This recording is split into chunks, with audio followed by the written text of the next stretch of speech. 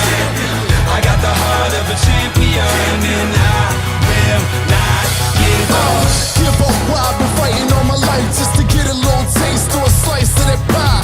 I train hard to play hard, even on my off days I stay on, to rise above the weakness that I prey on. I'm over for the sunlight till the day's gone.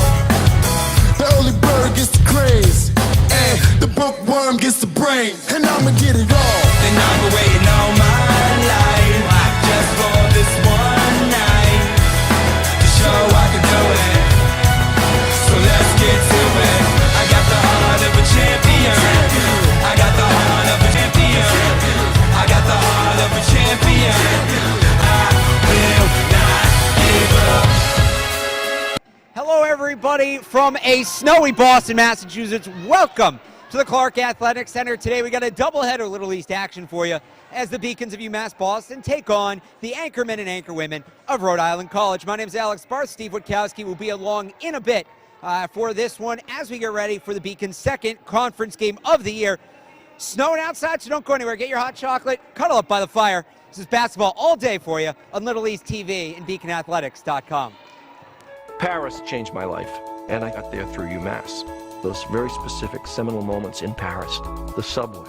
A man in a tuxedo walked in, and a woman in a long gown, and it was stunning. It all hit me. It was like a lightning bolt. There was this world of beauty and style that I wanted to be a part of. That was the beginning of the journey, and that all came through the University of Massachusetts, and that was really a key moment for me. That's one of those moments you never forget. The doubleheader as the women of UMass Boston get ready to take on the anchor women of Rhode Island College, warming up right behind us here as we take a look at the all-time series. Obviously, these two teams are familiar with one another. They play twice a year. Last time out, that was at Rhode Island College last February, a win for the Beacons. Back-to-back blowout wins for UMass Boston in the series. Last meeting, 61-49. In that game, Katie Matthew, game high, 13 points. So we'll see how she does in this one, if she can be effective once again. When we look at Matthew, we will also be looking at Alicia Canona. She is our player to watch tonight, and they're going to need her on the boards. Rhode Island College, one of the best rebounding teams in the Little East. It is probably their best area is on the glass, so the Beacons will look to the experience of and tenacity of Canonas underneath to take care of the boards and avoid Rhode Island College getting too many second looks. Last time out for the Beacons, they had some trouble on the boards, but they were able to pick up the 76-63 win over Framingham State. Take a look back at that one now. The University of Massachusetts Boston is just minutes from downtown, and the Princeton Review. One day I was tripping, and that's when I could see the eagle that turned into could be reality. Let's go! This little cloud, that optimistic vibe. Once I hit that mountain peak, I began to lose my mind.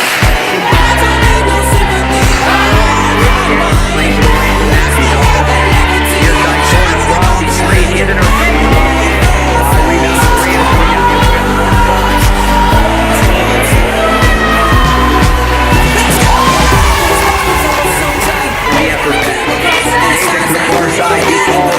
Bench drive baseline.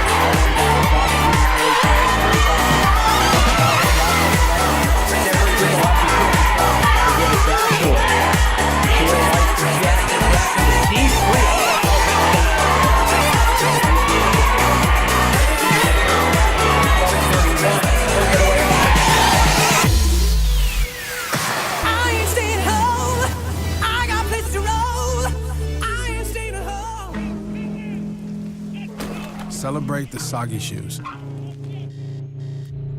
and the slow starts. Celebrate the lessons learned along the way.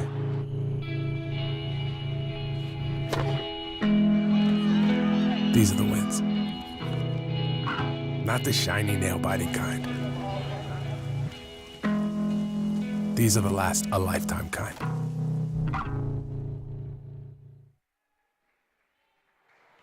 And welcome back to the Clark Athletic Center. Alex Barth now joined by Steve Witkowski. Steve, how are you doing? Doing great. Very excited. You there, Steve? I'm here. You forgot to put your headset on. I did. Rookie mistake. It's snowy. It's the first time it's snowing here in Boston. It's very exciting. So it's a little deja vu for us. Last year, I want to say it was Rick too when they came. Yep, to it town. was. I actually went back and looked last night. Last year against Rhode Island College, doubleheader on a Saturday, first snowstorm of the year. You had Steve and I as we took you through the doubleheader against Rhode Island College, and we will do so again today. Look, coming into this one, the Beacons come in at 7-1, undefeated at home. More on that in a second. Rhode Island College comes in at 6-3. They've been the surprise early on in the Little East. They've played well, but they are 0-1 in the Little East Conference, losing to Eastern Connecticut in their first conference game, back on the second. But the Beacons, 7-1. They've won 6 in a row. With the win today, they will have the longest winning streak in program history. Steve, what have they been doing during this streak that has them rolling so well? Yeah, I mean, when you look at the offense, it's really spread out. Obviously you have Joey Grassi doing a great job, and now they're adding some more individuals to the talent list. Shania Osborne came on the other day. She played for the first time. And then you look at, Lydia Vital did a great job. Very good facilitator for the Beacons. They look like a complete team right now that can definitely make a run later in the season. And for Rhode Island College, kind of a surprise start. They've done so defensively. Fourth best field goal percentage against. They have the best defensive rebound totals. They don't get a lot of rebounds themselves, but their opponents get just 34 a game. That's by far best in the conference. If you remember this team from last year, what we're going to see today, Rhode Island College, how do I put this? They're relaxed on the court. They want to take up as much clock as they can. Their general philosophy, to put it bluntly, is the fewer shots taken in the game total, the better chance they have of winning. How do the Beacons go about countering that? Well, they have to do a great job, obviously, pushing the pace like they have really been this whole year. But also, when you look at Rhode Island's roster, they don't have half as many girls as UMass Boston. UMass Boston has an array of girls that can really play in different situations. Obviously, a lot of different freshmen and of that caliber. But Rhode Island College is really going to slow this pace down. So if you're UMass Boston, you want to speed it up and get those transition baskets that they've done a great job so far. Taking a look at, and you see there the team stats, the rebounds were the ones we were talking about there. That low number, I think rebounds against is on there. I don't know if it is, but the rebound margin is the point. Both these teams are positive. The individual leaders, when we talk about the rebounding, that's going to be so important today. Raven Kelsey is second on the team in rebounds because she did not play last time out. Expected to play today. Joey Grassi next to the rebounder as well. Those two players, they got to come up big on the glass. We saw Grassi last time out against Framingham State, Steve, spend a lot of time on the perimeter. I got a feeling we'll see a little bit less of that today. Yeah, and that's another thing that the Beacons have to do very well is rebound to make sure that they don't let Rhode Island College get those second and third opportunities, which is definitely going to slow this game down. Obviously, a fast-paced Beacons team when scoring around 73 points per game, and Rhode Island College only allowing 51.1. The Rhode Island College anchor women are coached by Jenna Cosgrove in her first season. She is 6-3 in her career, a graduate of Endicott College. She's also a Sharon High School graduate, my alma mater. And on the other side, Christina Bond, her third season, over 500 for the first time in her career at 32-30 as her team starts to click. She is a graduate of the Providence College Friars program. We're going to take a break. When we come back on the other side, the starting lineups. Keep it here on BeaconAthletics.com. Something I discovered in myself is that if I have a goal, then I can accomplish it. It's a well-rounded experience. At a Division III school, you primarily a student athlete, so School is really shaped around you developing yourself as a complete individual. It helps a lot that you have a family with your team that can guide you.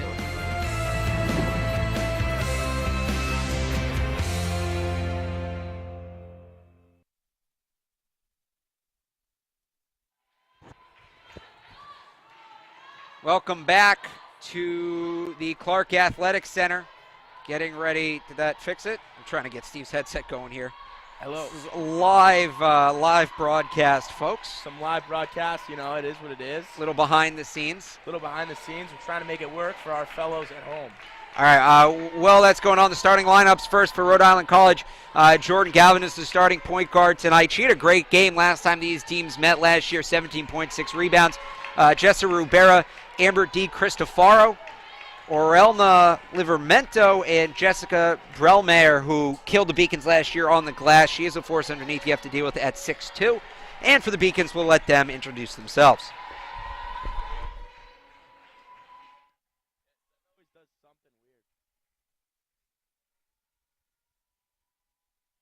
My name is Joey Grassi. I'm a freshman. I'm a forward, and I'm from Plymouth, Mass. My name is Lydia Vital. I'm from Cambridge, Mass. I'm a senior, and I'm a point guard. Alicia Quinones, sophomore forward from Stoughton, Mass. Katie Matthews, senior guard, Coventry, Connecticut. Raven Kelsey, senior guard, Boston, Massachusetts.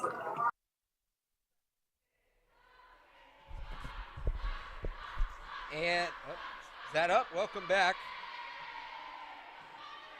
to Clark Athletic Center. It's still kind of running with these technical difficulties. If you can hear us well, let us know. Tweet Steve at Steezy Witty. Oh, that was loud. All right, I think we just got it. Tweet Steve. Let him know if you can hear him or not. As the teams head to their benches and we get ready to go, Steve, the keys to the game. Yeah, keys to the game, obviously. If you're the Beacons, you want to push the pace. You want to do a good job offensively. Try to get deep into Rick's bench. Obviously, we talked about it, not a long lineup. And we have to limit Jordan Gavin's offensively and attack the paint. Looking at Rhode Island College, a smaller team, not built like the Beacons and not as deep as the Beacons. So when talking about the pace of the game, they want to push the pace and kind of work the ball in the paint. And teams coming to the court now for the anthem. We'll step aside for that, and then the opening tip-off. I'm the first undergraduate alumnus to lead this university. I'm very proud of that. I was literally able to transform my life because of the University of Massachusetts, and I want that for every single student that walks through the door. I did receive a non-athletic scholarship upon entering school. I got the presidential scholarship, which was huge for me. I think there's more opportunities for academic scholarships in Division III. I did receive academic scholarships. Just being involved on campus, being a leader, all those things combined kind of get me recognized. It's a great experience for me.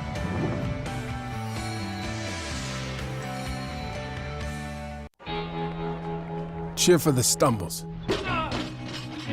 The he shoulda had that's. And the tears that linger. For in those moments, greatness lies. There, you will find the provoked, the determined, the unified. It's in those moments that champions are born.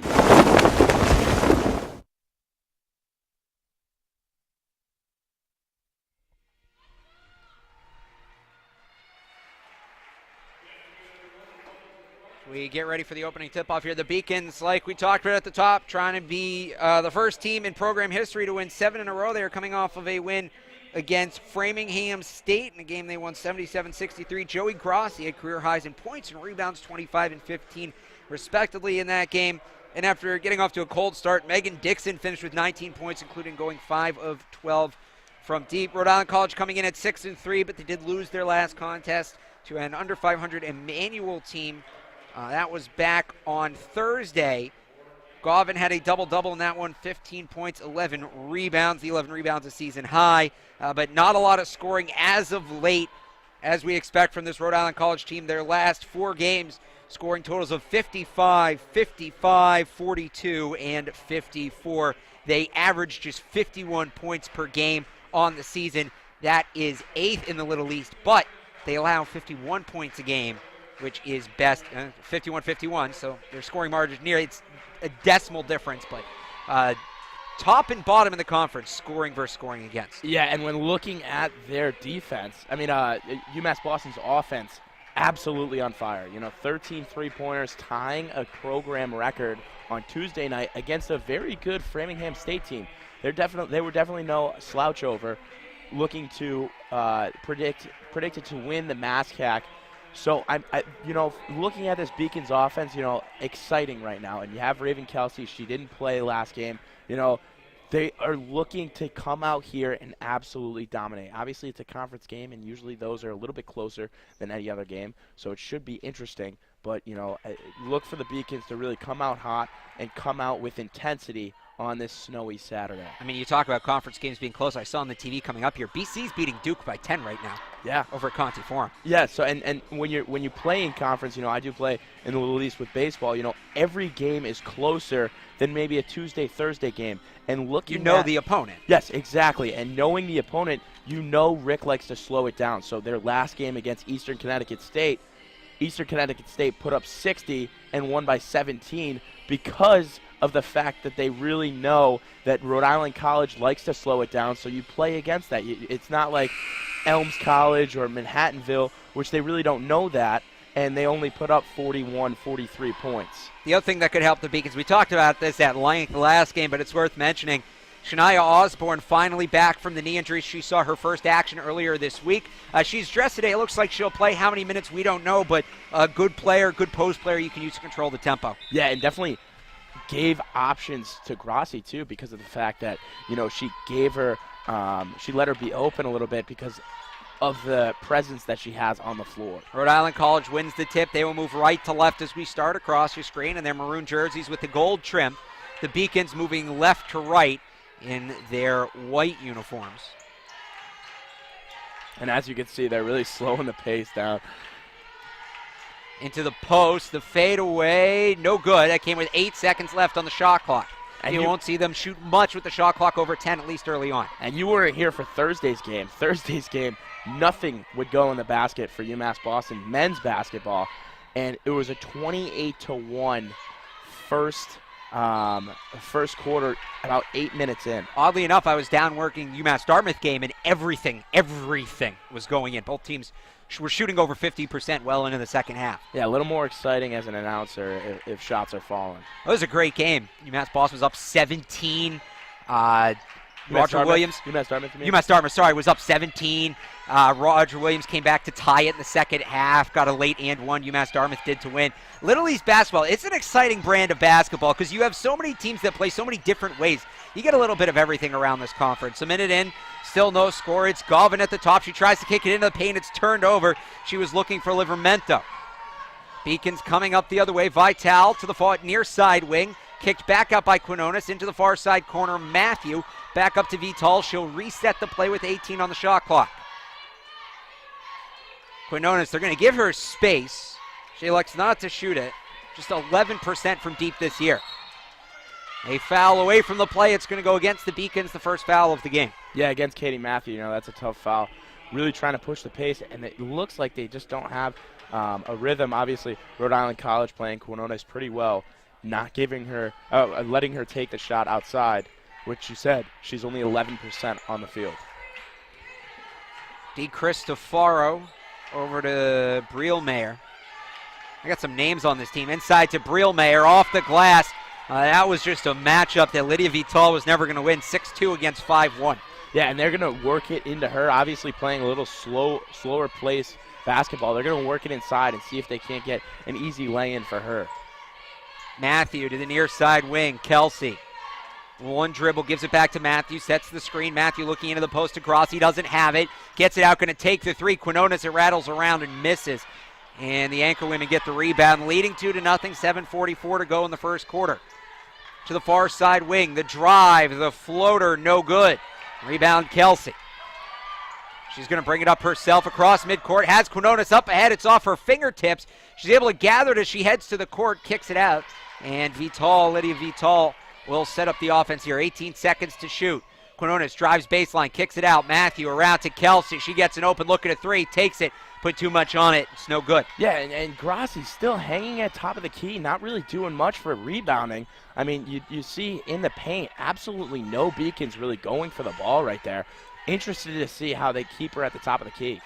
That three-pointer the other way is good. Jordan Galvin, you can't give her open look. 17 points per game. Leads the Anchor Women. Not a team that scores a lot. She does most of it, so if you can take her away, they're really going to have some difficulties. Screen from Grassi. Vital on the drive to the right. Kicks it over to Kelsey. Up to the free throw line. Ball fake. Now on the ground. Going up for the layup. It hits off the bottom of the backboard. Anchor Women coming the other way. 6:40 to go. Rhode Island College with the 5-0 lead to the near side wing. Now into the post they go. Brielmayer wanted the turnaround, didn't have it, kicks it out. Three-pointer from Rubera. Misses everything. It's saved by Rhode Island College, but right to Joey Grassi. Yeah, like you talked about, missed everything on that one. But the Beacons are really playing into Rhode Island College pace right now. Obviously 0 points so far, but not really pushing the pace, not getting those transitional baskets, and not getting out in front for those easy lay-ins. UMass Boston 0 of 3 from the field. Rhode Island College 2 of 5. Beacons still looking for their first points of the game. Vital guarded by Rubera, gets it to Kelsey, uses the jab step, can't create space. Beacons sending 2 to the table, ready to come in. One is Megan Dixon, looks like the other Shania Osborne, it is. Vital gets a screen to her left, moves to her right, drops it back to Matthew. Now Grassi at the top of the key. Thought about the drive, didn't have it. Hands it off to Matthew. 7 seconds to shoot. Far side corner. Kelsey, the three is good. And you know, sometimes you can't cherry pick your shot. Not the look the Beacons want, but Raven Kelsey gets it to go anyway, back up against the wall. Yeah, the Beacons this year have started out slow in a couple games. Obviously not last game against Framingham State, but a couple others before that. You know, they don't want to fall into that again tonight with a big three right there. UMass Boston is a much better second half team. 34 points a game in the first half, 39 points a game in the second half. Kelsey to Vital, 5:25 to go in the first quarter. Kelsey gets it back where she just hit the three next to the Little East logo. You can see her being a little unsure, Raven Kelsey, after missing the last game, and hopefully that three gets her in a rhythm here for the Beacons, and she can get her head back into it quickly. She's going to step up here and contest this pass. It's a 2-on-1 going the other way. Kelsey back with the defense, and that's what you need to do. She stops the easy layup. She does pick up the foul, and Di Cristofaro will go to the line. Yeah, it's something to look at as a Beacons fan. Obviously, Osborne checking in, which is huge for the Beacons, because that frees up Grassi in the post, because obviously she has a lot more attention on her. Osborne, very good player, and I talked to some of the women's basketball players. She only practiced once before playing in the last game. Obviously had a pretty good game in her first game back after the ACL injury, so definitely exciting as a Beacons fan. So the Beacons bring in probably two of the most opposite players they have in Osborne, who's going to stay down low and control the post, and Dixon, who almost exclusively shoots threes, maybe trying to spread the ball here a little bit. Osborne with the rebound. Di Cristofaro, a 60% free throw shooter, missed both. 5-3 the score. We're halfway through the first quarter. Low scoring thus far as we expected. Grassi looking into the post for Osborne, trying to get position. Kicks it all the way across the court to Kelsey, who'd been left open on the rotation, and she misses short. I think Osborne's going to get a foul here, fighting for the rebound against Di Cristofaro. Yeah, and Dixon, we talked about checking in, obviously, but a very good three-point shooter, and she did a great job against Framingham State on driving the basket and not just taking the threes. Timeout on the floor, 4:51 to go in the first quarter. 5-3, Anchor Women lead here on Little East TV and the Beacon Broadcast Network.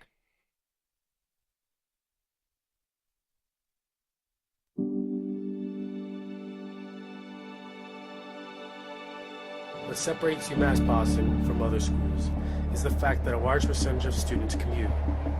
For me, it takes 2 hours each day to go to and from school, but every second has been worth it because the students that come here are serious about learning, they value their education, and understand where it'll take them in the future. This is what UMass Boston means to me.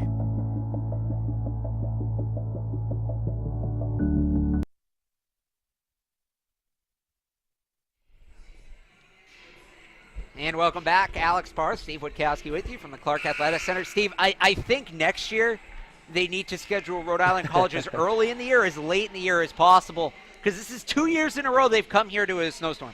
Yeah, a little weather update. You know, it looks like a little accumulating snow out Starting here. to build up. I called it on Tuesday, and y'all laughed at me. Yeah, I did. I definitely laughed. Well, was it you that said there was freezing rain? It looked like freezing Yeah, rain. And that if you're was from New England, you know what that means. Yeah, and it was about 58 degrees out, and then, I berated you after that by your weather comments. But, you're right. Shooters shoot. That's right. And we have not seen many shooters shoot in this one. Just 11 combined shots here, 5 minutes in. Off the glass, no good. And the rebound to Vital. 5-3 the score. Beacons 1 for 5. Rhode Island College 2 for 7. Vital off the screen. Osborne looking for it on the roll. Didn't get it to her. Grossi now inside to Osborne. And Shania goes off the glass for 2. And she does such a great job in positioning herself to really get those easy lay-ins. And you saw it against Framingham State. She only played about 8 minutes, had about 6 or 7 points. And tonight she's just picking it up right where she left off. And you see it. I've talked to basketball players with knee injuries before, and she had an ACL, which is one of the worst knee injuries you can have. One of the biggest things basketball players are worried about when they come back is when you go in the post, you try to establish yourself. Defenders trying to push you off your spot. Those external forces on your knee, not anything you're doing, but things other players are doing. And you saw her right there get to her spot on the floor, establish herself, and not let the defense move her from her spot. And that was why she was able to get such a good look. So good to see that, at least on that one play, not too worried about the knee. Yeah, and she just picked up her second foul, which is obviously tough. But you talked about it. When coming back from injury, you talk to a lot of guys about arm injuries in baseball. They're afraid to push themselves, afraid to go long tossing. I'm sure it's the same exact thing in working the post. A great move, and obviously getting to the line right here. A beautiful move, and that's what the Beacons need to really get this offense started. There's a risk there by Osborne because when you go for that move, you never know if you're going to get called for the offensive foul. Would have been her third, but it pays off, and now we'll see if she can cash in at the line. She was 4 for 5. She got to the line quite a bit on Tuesday night. That one is good. And you see Gianna Williams checking in for Osborne. Another Beacon that has really had, so far, a productive freshman campaign. She played a couple games and really trying to get more physical down low and have that Osborne mentality to kind of take the ball and drive to the hoop. And she's now somebody who the coaching staff can rely on to give that effort night in, night out, because obviously when you add a player in Osborne to the rotation, somebody's going to lose minutes, and Williams, nothing against her, but she plays the same position. If Osborne's getting minutes, they're probably coming out of, either Williams or Kelsey's time, so she has to go out and prove that she can still get all these minutes. We have an offensive foul. I saw that's as fired up as I've ever seen Coach Ball. Yeah, I was just about to point that out. She gave a little fist pump on the bench. It is a very exciting weekend here on UMass Boston campus with 2 conference games. This is the last conference games before Christmas. So when you're a basketball team, you kind of break up the seasons in 2. You look at the first 2 conference games, and then when you come back from break, you have to learn what you have to work on and stuff like that. So this is a huge conference game, last one before break. And just the emotion sometimes when you get into these games, as Grossi had an open look, they didn't find her in time. She's going to put the ball on the floor, put up a runner. That falls through the contact, Joey Grossi.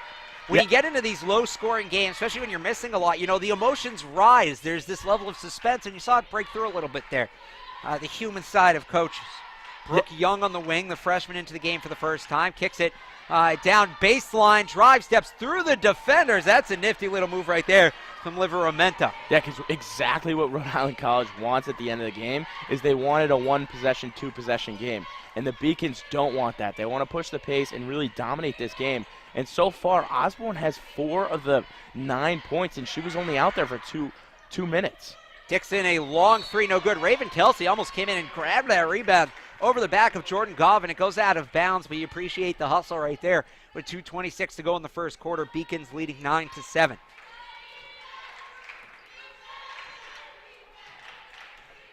And it's so difficult when a team is really running down the clock and taking all 30 seconds for your offense to kind of be in a groove. That shot is blocked. There's Gina Williamson earning some playing time.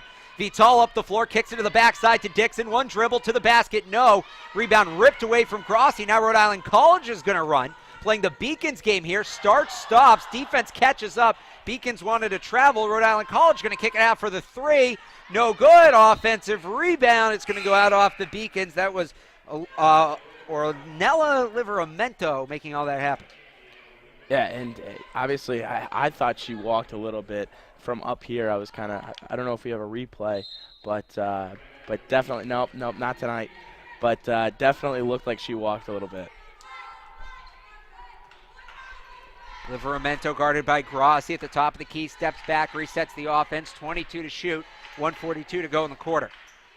Kicks it out, three-pointer from the corner is good, nothing but net for Jessa Rubera.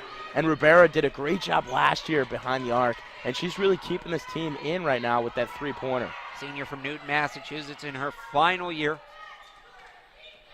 And she was on the team that went to the NCAA tournament 4 years ago and ended up losing in the first round to Ithaca College. It's out of bounds. 1:16 to go here in the first quarter. Grossi's going to check out for a minute. And so here's a question for you. You didn't want it to be a slow game. It's kind of turned out being a slow game. How do you quicken up the pace if you're the Beacons? You got to start hitting shots. That's what you have to do. You have to get a lead and make it irresponsible for Rhode Island College to take as much time. And as of right now, the Beacons haven't been able to do that. Just 3 for 9 from the field. 3 from 9 from the field, and just not taking quality shots, I think, behind the arc. They just doesn't look like, obviously Raven Kelsey had 1, but other than that, it just doesn't look good. Just 1 of 6 from deep. Williams over to Matthew. Jelani Jackson in the game for the first time to the near side corner. Back to Jackson. 8 seconds to shoot. Dixon walked. And that's something. Turn it over with 1:02 to go in the quarter. And that's something the Beacons really have struggled with in their spurts where their offense isn't really clicking. Is they do have costly turnovers, and right there, it's a huge possession because you don't want to go down after the first quarter with being in a deficit. But tough turnover right there. Galvin to her right. Stepping back is Rubera. 10 to shoot. Rubera off the screen. To Galvin. They get it into the post. Kick it out. Open jumper from the baseline. Rattles around. Is no good. Beacons will get the ball back. About a 4-second difference between the game clock and shot clock. See if the Beacons hold or if they're okay giving away the last shot. Jackson starts and stops, gets a screen to her left, kicks it out to Matthew on the far side. That's Dixon, pardon me. Jackson's going to take a deep 3 and make it. Wow. From the conference logo. And have not seen that from Jackson. I was surprised when she kind of threw that up. But beautiful shot. 4 seconds to shoot. On the drive, loses the ball, and the horn sounds before they can get a shot off. Well, snowing outside. It's ice cold in the gym. A defensive battle through 10 minutes. Stay with us here on the Beacon Broadcast Network and Little East TV.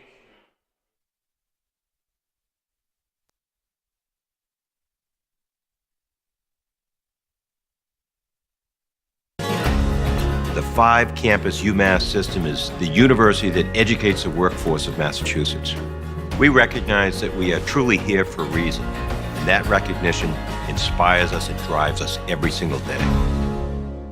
Paris changed my life, and I got there through UMass. Those very specific seminal moments in Paris, the subway. A man in a tuxedo walked in, and a woman in a long gown. And it was stunning. It all hit me. It was like a lightning bolt. There was this world of beauty and style that I wanted to be a part of. That was the beginning of the journey.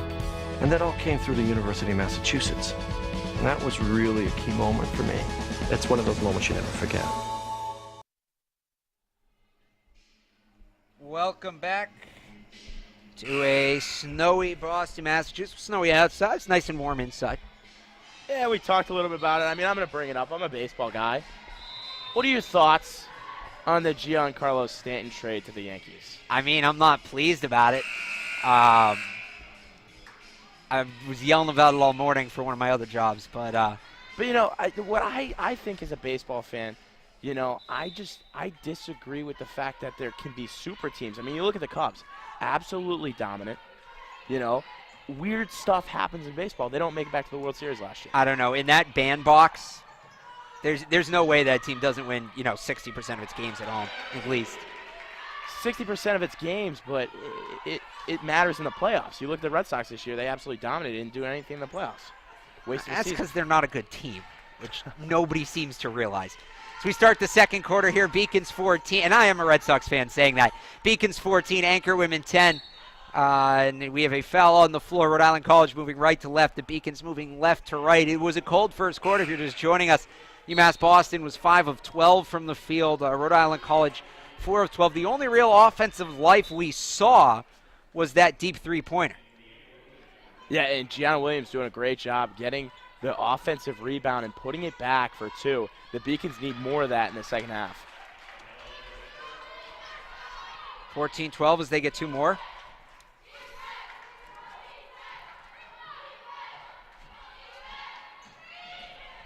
Jelani Jackson taking the ball up for the Beacons. And Dixon just right off the mark. Rhode Island coming the other way, 8:57 to go in the quarter. Saved by not saved, foot on the line. Turnovers back and forth, too. We've talked about it. Neither team's really gotten off the shots they want, and that's indicative of the style that Rhode Island College is going to play. But a lot of turnovers, too, which isn't as common for the kind of game Rhode Island College wants to play. They're middle of the pack turnover-wise in the conference. Beacon's one of the better turnover teams. Yeah, and when you talk about it, I mean, when you slow down the offense and slow down the game a little bit, sometimes offenses can't really get in a groove that way. Kelsey into the post to give and go. That was nice. Beautiful look by Gianna Williams right there. And she's doing a great job out on the floor right now. With no Grassi and no Osborne, Williams doing a great job facilitating down low. To the far side wing. Off the screen, tries to send it to the middle. Player coming at the last second is Kyla DePina. And she gets it to go for 2.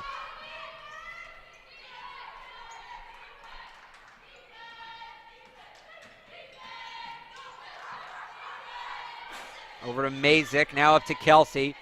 Wanted to step back, defender didn't fall off. Mazyck with 12 to shoot, drives with the left hand, kicks it out to Matthew, drives with the left. Back to Jackson. They're giving her no room now after she buried that deep 3. Driving baseline with 5 to go. Mazyck off the bottom of the rim. Shot clock resets. Doesn't matter. Anchor women have the rebound. Yeah, and the Beacons have to capitalize on that situation. Obviously, it's happened a couple times with Dixon and obviously Mazyck right there. Just have to capitalize with open lanes. Missed open jumper in the lane for Rhode Island College, but they get the offensive rebound. 7:30 to go. Again, nobody holds their opponents to less rebounds in the Little East than Rhode Island College. They don't get too many of their own, 39 a game, but their opponents 34 per game, 24 defense, 10 offensive. Those are all conference bests or highs or lows, depending on how you look at it, but they do not give up a lot of rebounds at all. Yeah, and I think all these numbers are kind of skewed a little bit just because of the fact that they hold on to the ball so long and a lot of opportunities aren't there, but definitely a good job on the boards for Rhode Island College. Grassi back in the game to the inside to Kelsey. The up and under is good. And that's what they missed so much when that game got close on Tuesday night, just that ability to go to Kelsey. She is the rare kind of player. She is a 3-spot scorer. She can score inside, she can hit the mid-range jumper, and she can score from 3. A 3-level scorer.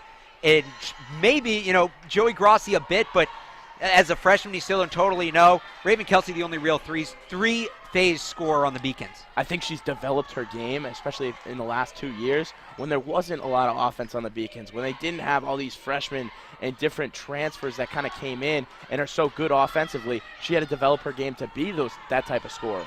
Turned over as the Beacons try to get it inside to Grassi. Another open shot right on the doorstep, missed by Rhode Island College. They've missed 3 or 4 open shots in the paint thus far this quarter. Yeah, and a beautiful move right there by Rubera, but just couldn't finish it off the glass. 18-16 Beacons lead, 6:28 to go in the second quarter. And Vital will walk the ball up the floor. Grassi sets a screen to the left. Beacons have the mismatch on Grossi if they want it off the screen. She's wide open. They find her. Defense rotates.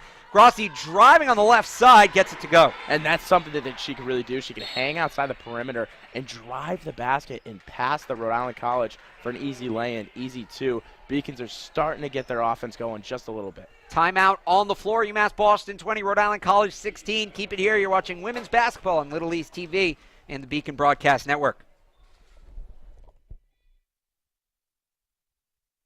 The University of Massachusetts Boston.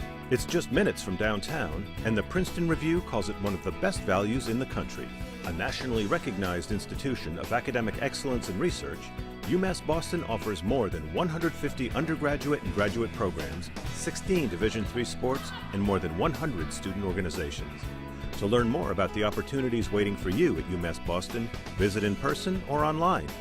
UMass Boston, a research university with a teaching soul.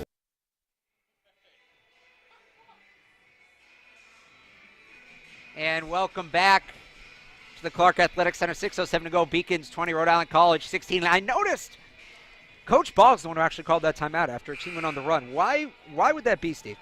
You know, I think that I honestly have no idea. That's a great question. if we're being That's excellent analysis, Steve. Yeah, thanks. You know, if we're being honest, you know, I'm an honest kind of guy. I have absolutely no idea. I think their offense was starting to click. Maybe there's something on the floor that we didn't see. Maybe a misran play that she wants to talk about. But I think they're doing a good job right now, especially Grossi, a great lay-in, a great offensive opportunity. As we come back to the floor, will be Rhode Island College inbounding under their own basket. 6:07 to go in the second quarter. Beacons with the slight lead.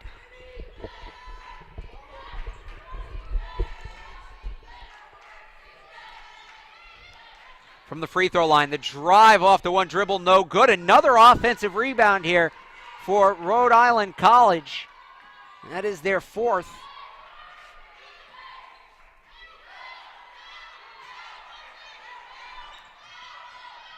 Kick it out to the corner. They're going to try a three-pointer this time. That one's good. Nothing but net.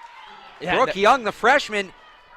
And that's tough for the Beacons. Obviously, great defense right there. Really pressing to not get anything in the paint. And then a wide open three by Brooke Young, and she just buries it. Beacons operating beyond the arc. They get it inside to Grossi. Off-balance layup. Oh, how'd she get that to go? That's excellent body control for the freshman from Plymouth. Double team and a great touch to get that in the basket. 22-19, still one possession game. 5 minutes to go in the first half. To the far side wing. In the post, kicks it out. Jab step, driving to the elbow, now down on the baseline. They get it to the center. It's blocked by Grossi. It's going to be a jump ball. Beacons will get it. That was interesting right there. It didn't look like Grossi really had to jump at all for that, and it looked like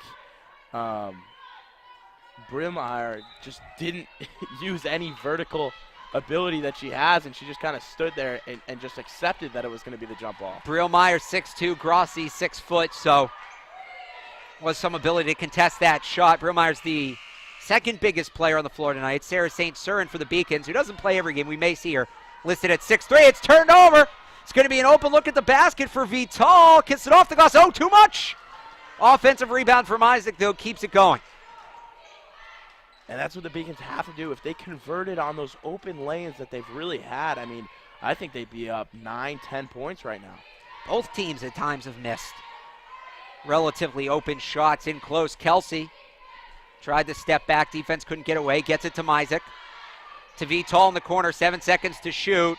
And that one is almost ripped away from Grossi. She gets it away. She hits the floor. Vital on the floater. No good. Kelsey. Oh, what a save by Raven Kelsey. Fresh 30. Beacons will shoot it right away, and it's good from Tahjai Mazyck. How about that save for Raven Kelsey? Maybe as good of an assist as we will see all day. Yeah, that's a beautiful hustle play, and that's what you want if you're Coach Ball. You want someone that is going to go out there for the time that she's out there. Obviously didn't play on Tuesday's shift. She is absolutely grinding today. Off the drive, no good, but Grossi's going to get called for the foul. Liveramento to the line. She is a sub 50% free throw shooter, so you don't mind giving up the layup here to put her at the stripe. Yeah, and the Beacon's doing a good job right now. Obviously, not a lot of fouls. I know Osborne has 2, and that's kind of why she's been out. Maybe because of the injury, and that might just be an excuse. But, yeah, the Beacon's doing a good job in playing clean defense. And only for both teams, 2 fouls this whole second quarter. You wonder, though, if the Beacons maybe want to start fouling Livramento a little bit. She's killed tonight, 3 for 6 from the field, 6 points, 5 rebounds. She hits 1 of 2 there, but like I mentioned, not a good free throw shooter, not one of the strengths of her game. 24-20 Beacons lead, 3:33 to go in the second quarter. And this isn't out of the ordinary for the Beacons. They always play a better second half. That's a nice spin move by Mazyck to set up the basket. Yeah, Mazyck, 2 straight baskets in a row. Definitely a good bench player coming off the bench. A lot of energy and some scoring, too. Freshman from Hamden, Connecticut, now on the ball, guarding Jordan Galvin. Galvin looking to get rid of it. She's swarmed by Vital. Gives it off to Young on the far side wing in front of the Beacons bench. They go into the post. Turnaround hook shot, no good. Livramento guarded tightly. Kelsey, the outlet pass up to Vital. Beacons looking to run here. Drops it back to Kelsey. Kelsey going to take the spot up, too. Comes up well short. It may have been blocked, but that's going to go out. The official on the far side just puts his arms out. He doesn't know. It looks pretty clear that was out off Rhode Island College, and that will be the call. Yeah, that was interesting. He just put his arms up. Absolutely no idea what was going on. And yeah, at least he admitted it. At least he didn't make a call on a guess. We'll give him credit for that. Like, when you asked me the question on why did she take the timeout, exactly. I put my hands up. Very honest day today. Today's officials, by the way, Michael Mata, Ivan Jackson, and Thomas St. Michael. Yeah, it's good for 2 off the glass. Livramento with her 7th and 8th points. And right when the Beacons, you feel like they're going to start pulling away and their offense is starting to look good, that Rhode Island College always gets a turnover or some momentum play and gets back in the game. And that's what this tempo does. You can't get in any sort of a rhythm on offense because you're seeing the ball 30 seconds apart. It's going hard to the basket was Williams. She'll get a chance to make it an and one. And we talked about it. That's what she's working on down low, is getting more physical and having those moves like a Grassi, like an Osborne, where she could take it to the basket and really assert herself for an easy lay-in and a foul. For Williams, her first trip to the stripe tonight, 78% shooter, gets that one to go. Beacons up by 7. It's their largest lead of the afternoon. 2:22 to go in the first quarter. Now they're going to apply the press and force Rhode Island College to pick the tempo up a little bit. Yeah, that's definitely an interesting situation by Baugh. Obviously, Rhode Island broke it pretty good. Shades of Pine Manor College Tuesday night. Yeah, it'd be interesting if that's what they kind of go with to kind of speed this game up and keep having their offense get in a rhythm. And it may be designed as Vital cuts to the basket, and boy, the rim has not been kind to her this afternoon. It may be a press designed to let Rhode Island College break it and just kind of let them know, hey, we're not going to let you hang around. We're not going to let you slow this game down. 3 from the corner, no good. Offensive rebound for the Anchor women is taken away. And how about this shift from Tahjai Mazyck? This segment for her on the floor, she's been outstanding since checking into this game. Yeah, a lot of hustle, a lot of intensity, and obviously a conference game, that's what you want out of your players. But she's done a great job of not only playing good defense, but converting it to offense as well. 1:44 to go in the second quarter, and Shania Osborne will check into the game. She replaces Sheena Williams. And personally, I've only seen her for 2 games, and there's been a lot of hype around her, but I love when she's out on the floor. It's just, she works so hard down low you look at the positioning, it's just a great job. Trying to bully her way inside, lose her dribble, has to give it off, finds Vital in the backdoor cut. Vital lost the ball, gets it back, 13 seconds to shoot. 1:25 to go in the half. They kick it out to Vital with 10 on the shot clock. Inside to Osborne. See if she looks to finishes this. She does, but did she walk first? Yes. I don't know about that one. I thought there was a pivot step. I don't know, and then it looked like she started going. Maybe she traveled. Maybe I'm being a little bit biased, but. Well, they had her in a mismatch with one of the guards. They didn't see who it was, but when you have that size advantage, sometimes, we see it in football all the time. You just get things called against you because it looks so easy. It's almost misleading. Oh, that looks so easy. It has to be against the rules. Yeah, that's a great point. Livramento guarded by Osborne here on the perimeter. Tries to make her way inside. Kicks it out. Open baseline drive. Now the kick out. Looking at the 3. The left-handed shot off the front rim. No good. And Vital comes down with the rebound over a couple of forwards, and she's taken to the floor. Foul's going to be against Rhode Island College. Grassi and Dixon will check in for the final 52 seconds as Osborne comes out along with Mazyck, who gets high fives all the way down the bench, and an excellent shift for Tahjai Mazyck. Maybe why the Beacons have the lead right now. Yeah, definitely played good defense and great offense. Couple baskets and a couple hustle plays. Definitely what you want out of a freshman in their second conference game. Beacons get a 2-for-1 if they shoot quick. Grossi does just that off the glass and in. 10-second difference here between the shot clock and the game clock for Rhode Island College. You know they'll use most of it. And she's another player that can just make her way in the paint and really position herself right there. Off the drive, Grossi to the floor. Livramento didn't realize she would have had an open layup. Anchor women get the shot to go off anyway, so the shot clock is off. 20 seconds to go in the half. Beacons leading 31-24. It's like that. Beacons are a basket away from hitting their first half average. Yeah, really in this last couple minutes, they've really pushed the pace. Grossi, no, but she'll get to the stripe. Really pushed the pace, especially working the ball inside and using the early part of the shot clock to try to get an easy basket. Looks like Jelani Jackson getting ready to sub in defensively for the final 7 seconds. This is Grossi's first strip to the line. She misses the first. Grossi with a team-high 8 points. She hasn't missed yet from the field. Has added a rebound and assist as well. Again, she's coming off a career game. Still very early in her career, but the best game she's put up so far statistically, 25 points, 15 rebounds. Both were highs. She misses both of those free throws, uncharacteristic for her.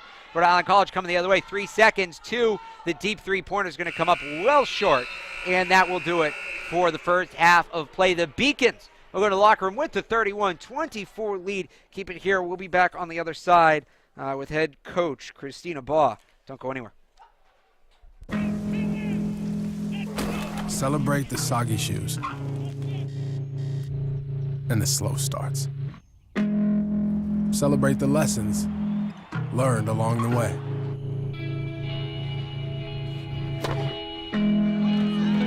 These are the wins. Not the shiny, nail-biting kind. These are the last a lifetime kind.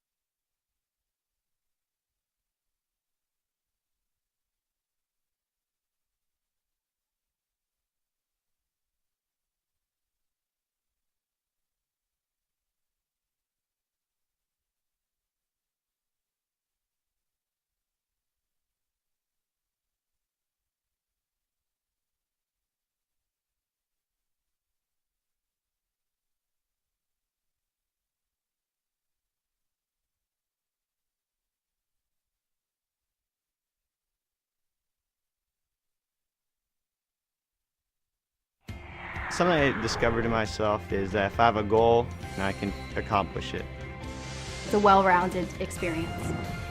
At a Division III school, you're primarily a student athlete, so the school is really shaped around you developing yourself as a complete individual. It helps a lot that you have a family with your team that can guide you.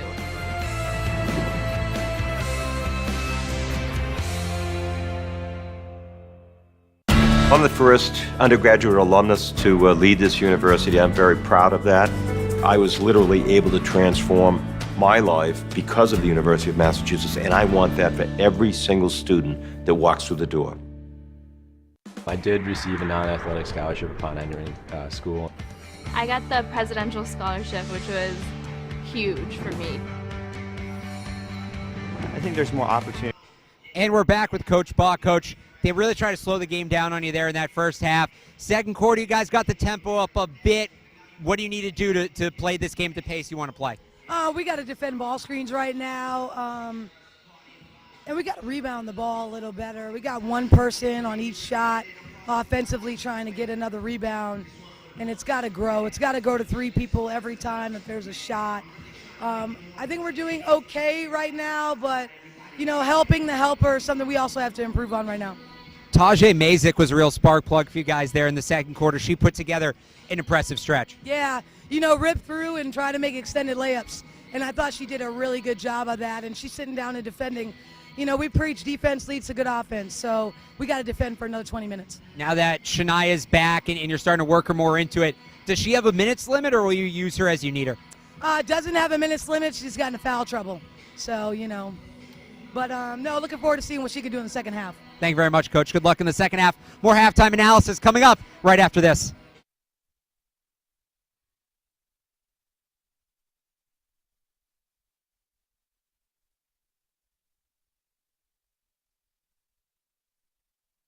Rebound comes down to Iser Barnes, Fred Clark, Sinelli, the hesitation to score.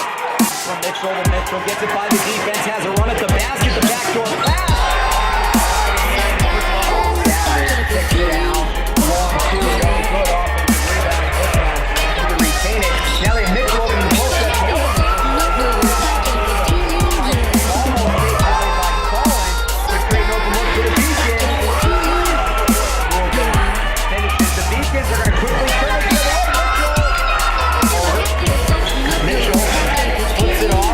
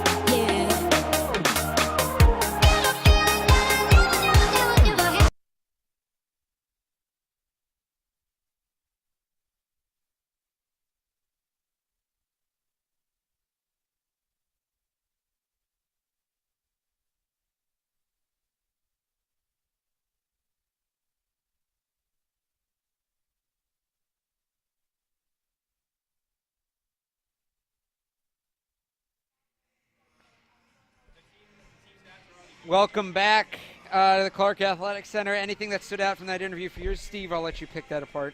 Yeah, I think it was exciting to hear that Shania Osborne was only out because of foul trouble. I think that's definitely good, especially barring the injury that she had. And I think, you know, Coach Baugh gave credit where credit was due. I think Mazyck had a great 10, 12 minutes that she was out on the floor that whole half, and I think that run especially was pretty good. We already threw it to the Pine Manor staff on Tuesday. I was trying to mouth that to you, but I figured we would. Yes, we already threw it. Right. So we're going to go to team stats right now. Let's take a look at the stats at the half here, and you'll notice the Beacon shooting percentage. We talked about how low it had been early in the game. That jumped way up to 46% when they went on that late little run there. Everything else more or less same. Said free throw percentage. Rhode Island College, they're not the best free throw shooting team. At 60%, certainly not the worst, but that's just an ugly number. And frankly, they've only been to the line 4 times. Neither one of these teams drawing a lot of fouls like you've talked about. It's been a very disciplined game, but you think if a team can start going to the line, rack up those fouls, it'll be a way for a team to grab control. Yeah, and exactly. And the Beacon's doing a great job rebounding. And then the turnovers, Both teams kind of 8 and 7, and I think that's why the offense was so stagnant for both teams. But the Beacons doing a great job, and Grassi, obviously, 8 points. Kelsey, 7 when they needed it. She's playing great tonight. To me, the question is, how can the Beacons stop Ornella Livramento? Because she has done everything tonight, literally everything. She's been all over the floor, and we will see if they have an answer for her in the second half. For Rhode Island College looks to her more in the second half. Let's take a look back at the highlights from the first half. Don't go anywhere here on Beacon Broadcast Network.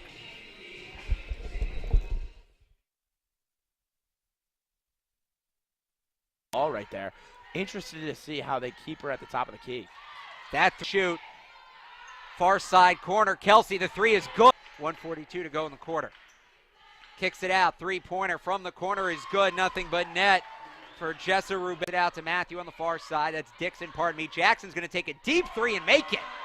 Offenses can't really get in a groove that way.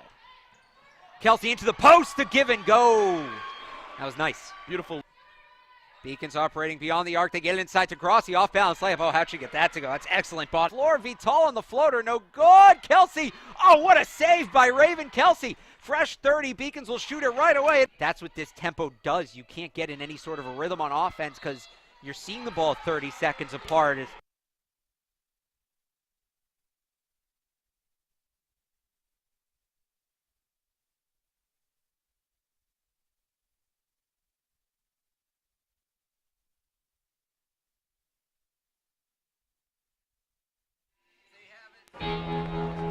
Cheer for the stumbles.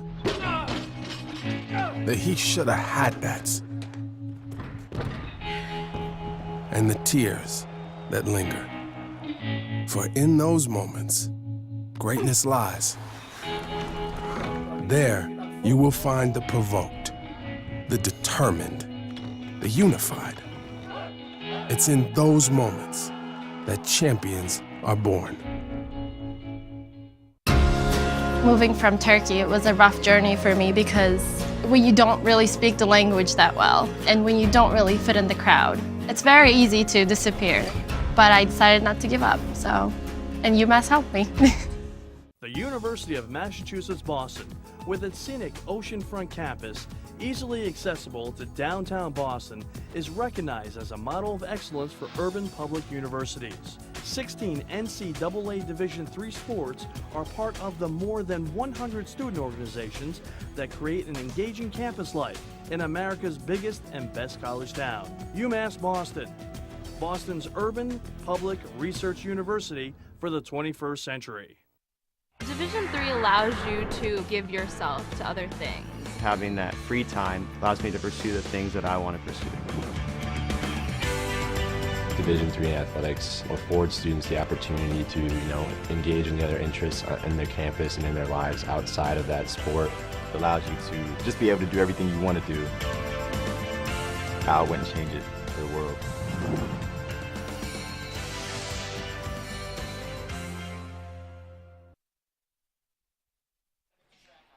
Final weekend of conference play before the new year. Let's take a look at what's going on around the Little East Conference tonight. The WestCon UMass Dartmouth game is being delayed due to weather. If you ever try to drive down there, you understand why. Plymouth State trailing Eastern Connecticut at the half, 36-32, similar score to what we have here.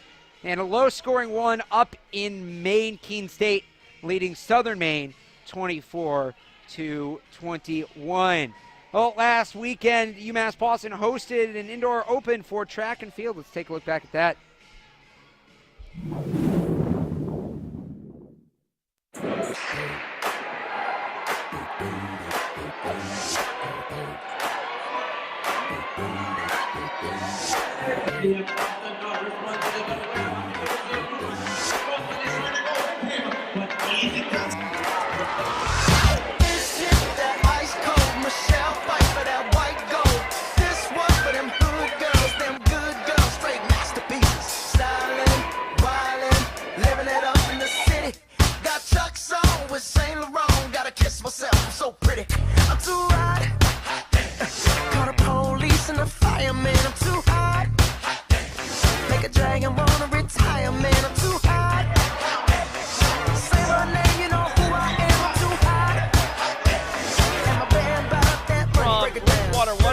RPI, and there is a really strong start from Garth Murioga. Yeah, he told me before the race, really is excited for this 200. He's in a close battle right now for first with the Stonehill runner. And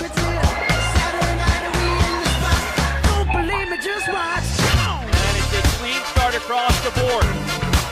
Lexi in a good start out in lane 5, catching up to the Western State runner in lane 6. Jonathan is sprinting her way past Lazar. Waddle and Jonathan is an absolute bullet at this point. She's into second. Waddle and Jonathan is in third. Look at Jonathan go. Defending national champion in the 200-meter outdoors. Waddle and Jonathan is trying to break 25. Jonathan in it 25 seconds exactly. Fill my cup, put some nigga in it. Take a sip, sign the check. Julio, get the stretch. Right to Harlem, Hollywood, Jackson, Mississippi. If we show up, we gon' show out. Smoother than a fresh drop skipping. I'm too hot. Call the police and the fireman. I'm too hot. Make a dragon Lane number 5, holding off the Bridgewater State runner. Really good opening 200, 23 seconds. Jonathan riding down the stretch. 115, 116, a new meet record, 117.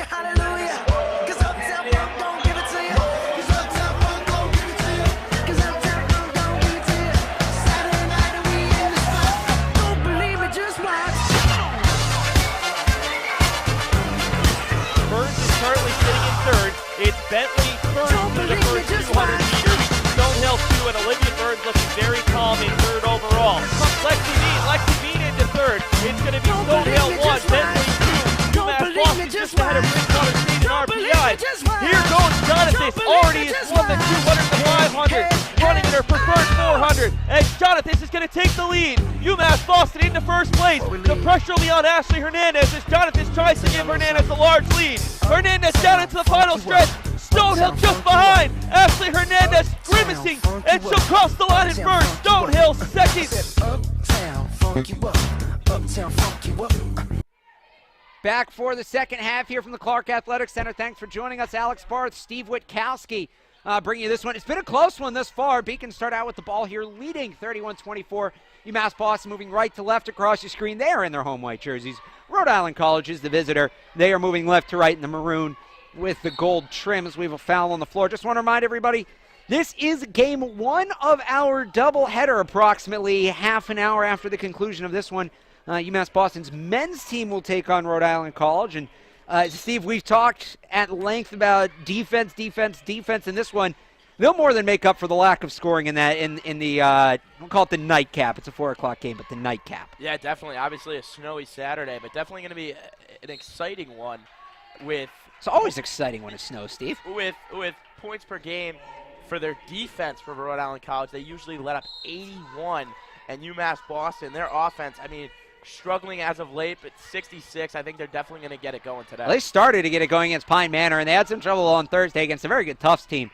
But if they can get going like they were on Tuesday, yeah, they're going to be putting them through the roof.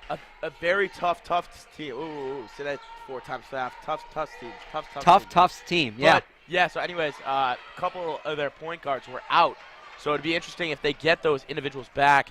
Obviously, Ty Lee and a couple other individuals like Charlie Mitchell. So it'd be interesting if they actually get those individuals back.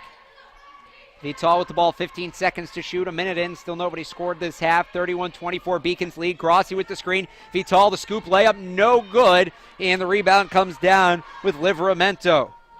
Ornella Livramento in the first half, 9.6 rebounds, and she has absolutely killed the Beacons thus far. She really is the reason that Rhode Island College is still in this game after the Beacons got hot at the end of the second quarter. Grossi takes that pass away, drives to the basket. Her runner is no good, but they are going to call a foul against the Anchor women, and Joey Grossi will go to the line. Yeah, and that's something the Beacons have to do a better job of, is really getting to the line. I mean, you saw it, 60% free throw, and Grossi is one of the best free throw shooters on the Beacons. So getting her to the line is definitely going to be an intricate part of getting this offense going in the second half. She is 0 for 2 so far today, so trying to make up for that. Can't get the bounce off the rim there. Broadcaster's jinx. That it is. Grossi's second attempt.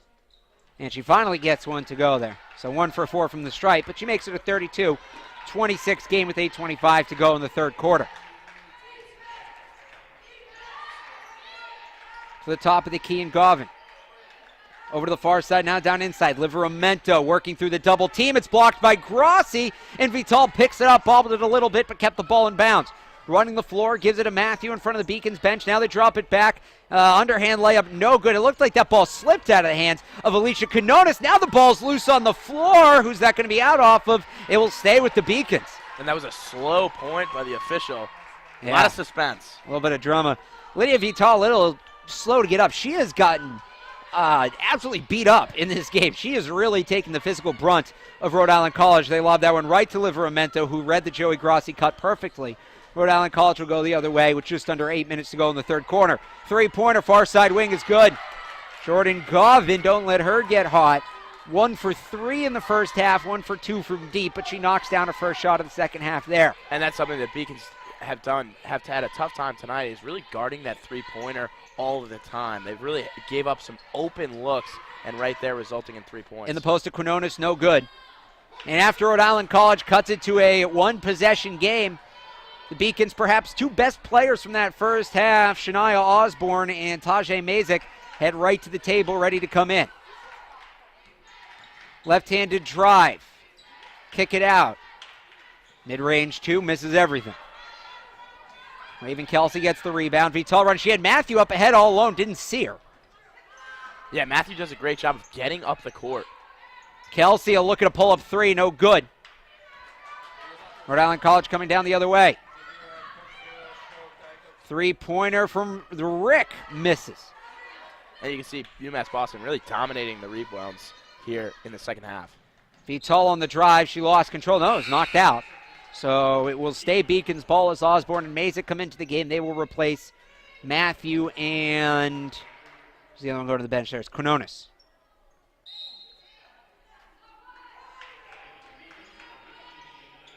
Trying to get in here. Need to get it in. They do to Mazyck, cutting to the basket. Yes, and the foul. And it seems like everything is falling tonight for Mazyck. Obviously, a couple other players not having the touch on the glass, but beautiful roll-in by Mazyck right there for 2. She'll go to the line for the second time this game.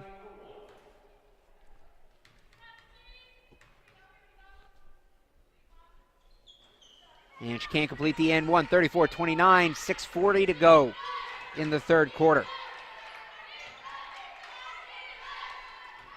That shot misses, and foot on the line trying to save it was Brielmayer. She could not. And misses everything again from Rhode Island College. Not their best shooting day, and you could kind of see why they like to hold it a little bit longer on offense.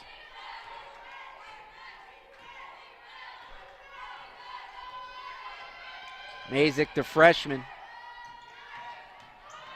Previous career high was 6.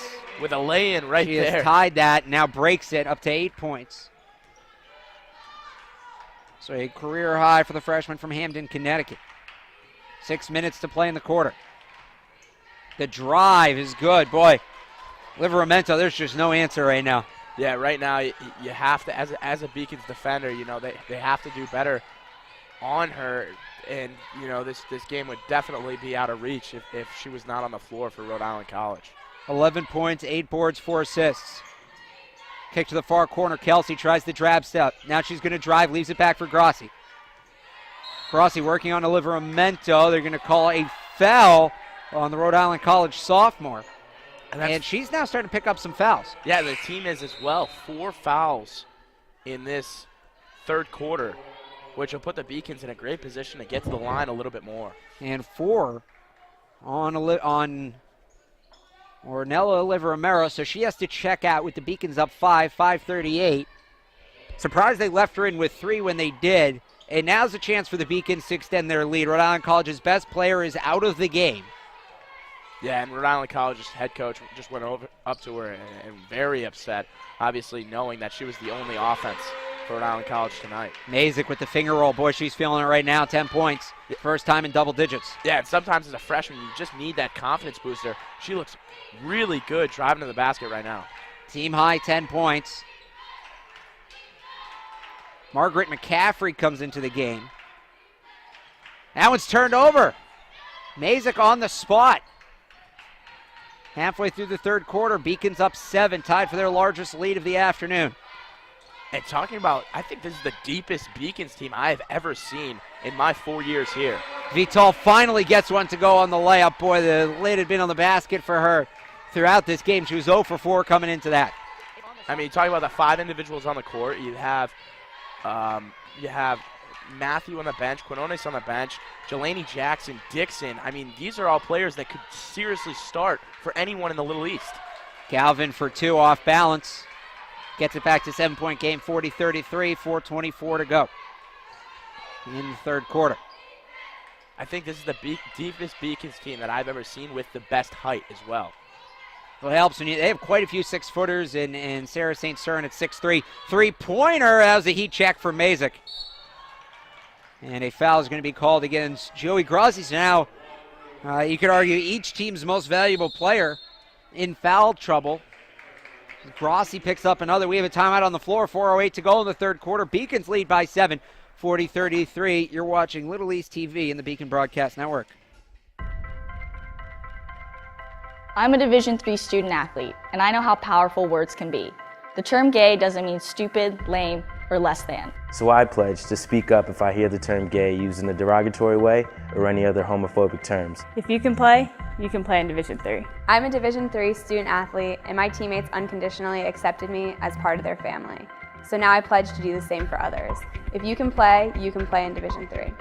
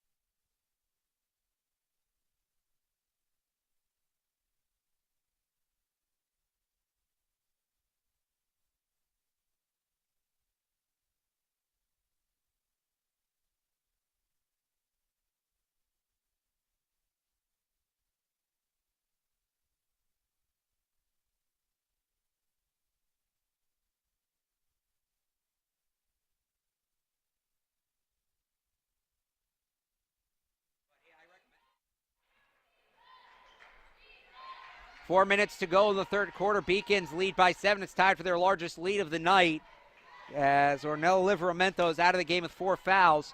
Beacons looking to extend that lead here. And Mazyck pushing it right now. Beautiful. Oh, the nice crossover move to get to the basket for 2. And the confidence that she has tonight, it's off the charts from any other game that I've kind of watched her. There's going to be a foul on the Beacons. And that's a tough one if that's on Osborne. And it is, so that is her third. Her third, and I thought she did a great job of kind of posting up and not trying to get the foul right there, but obviously called for it. Nobody coming to the table for UMass Boston. And that's another tough thing. She hasn't been on the court for about a year and a half. And, she's had limited practice time, 1 game experience. I was a big fouler, and obviously getting in a game for the first time, it's tough to kind of keep your hands to yourself in defensive perspective. Spitja misses both free throws, but the Anchor women will get the ball back.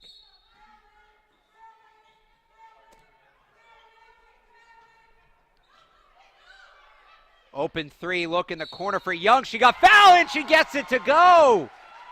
Perhaps the door the Rhode Island College Anchor women needed. Yeah, that's tough. That's real tough. Obviously, they've done that a couple times. I think they've done that every home game at least once, is fouling the three-point shooter. Obviously, you want to be aggressive, but just way too aggressive. Brooke Young, who has not attempted a free throw yet this year, misses her first of the season and can't complete the 4-point play. Into the paint, Osborne, the turnaround is good. And just news from the broadcast team, women's hockey bus broke down on the way to Maine. Really? Oh, it's not a fun day for that. It's still snowing? Not a fun day for that. Oh, it's still snowing. 3:10 to go in the quarter. You ever have a bus breakdown on a road trip there, Steve, as Grossi picks up? Oh, is that going to be a foul on Joey Grossi? I thought it was a clean block. Okay. Yeah, so have we ever had a bus breakdown on a road trip? I'm trying to think. I want to say a couple years ago, we're looking at pictures from the bus breakdown right now. It does building snowman. Definitely looks a little more exciting than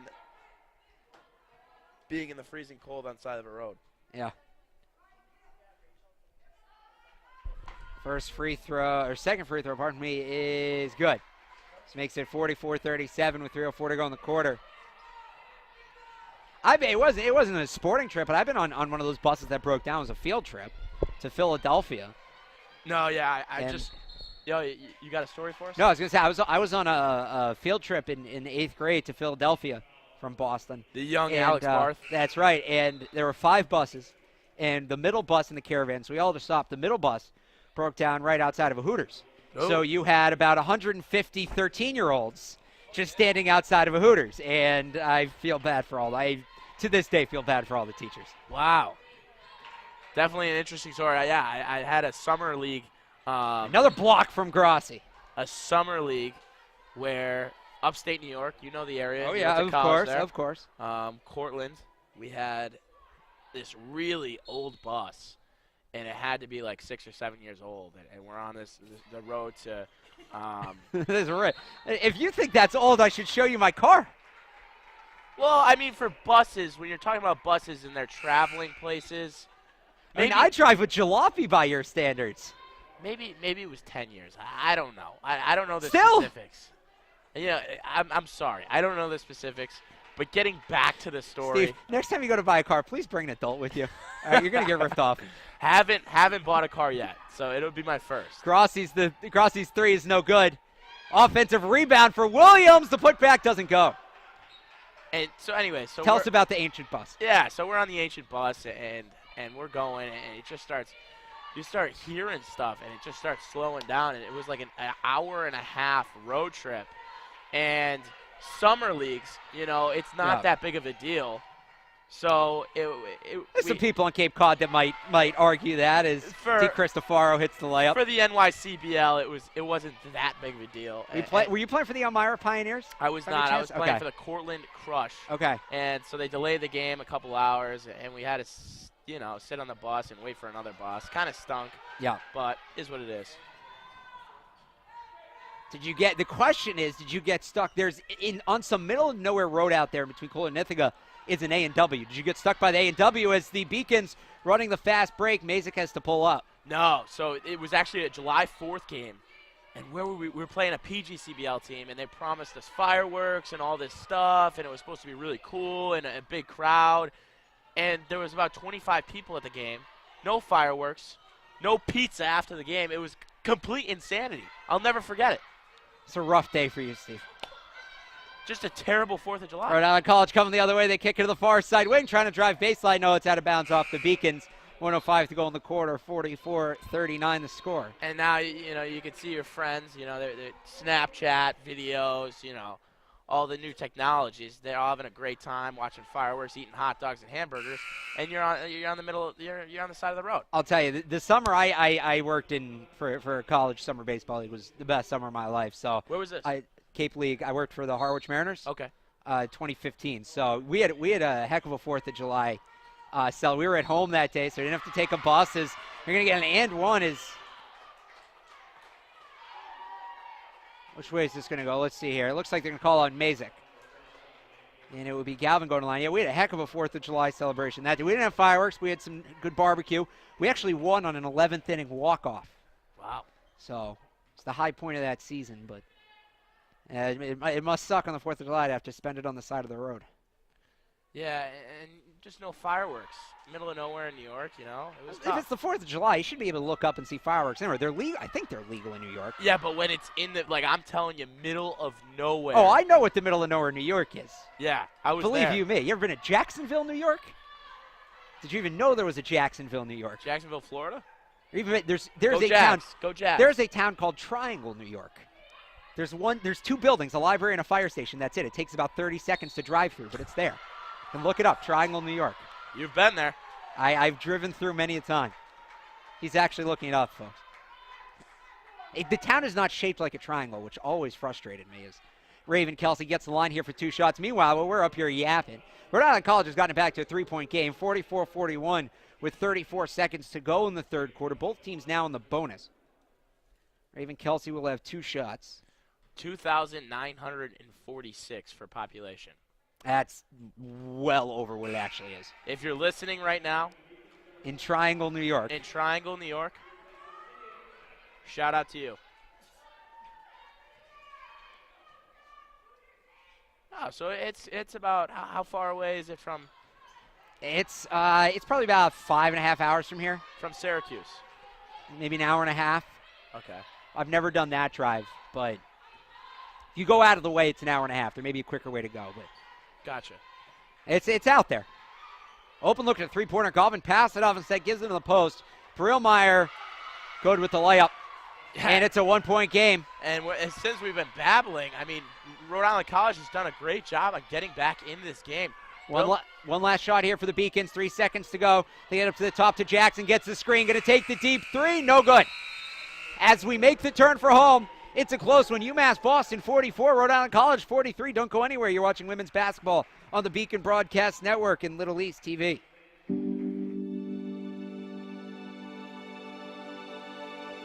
What separates UMass Boston from other schools is the fact that a large percentage of students commute. For me, it takes 2 hours each day to go to and from school, but every second has been worth it because the students that come here are serious about learning, they value their education, and understand where it'll take them in the future. This is what UMass Boston means to me.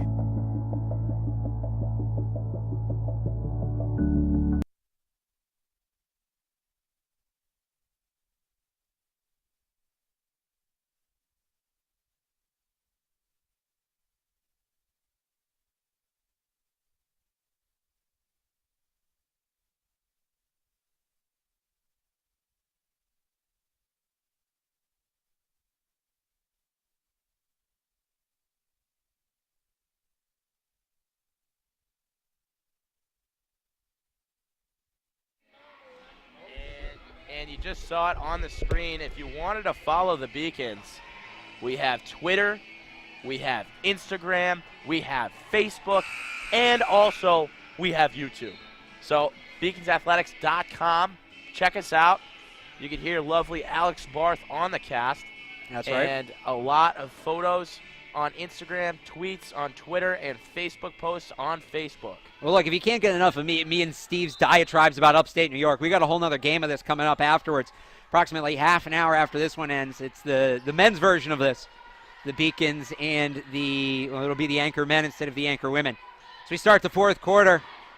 Beacons have led by as many as 9. That lead is down to 1. Rhode Island College looking to take the lead. Backdoor pass off the glass, and Rhode Island College has a 1-point advantage, 45-44. And Grassi and Osborne not on the floor right now.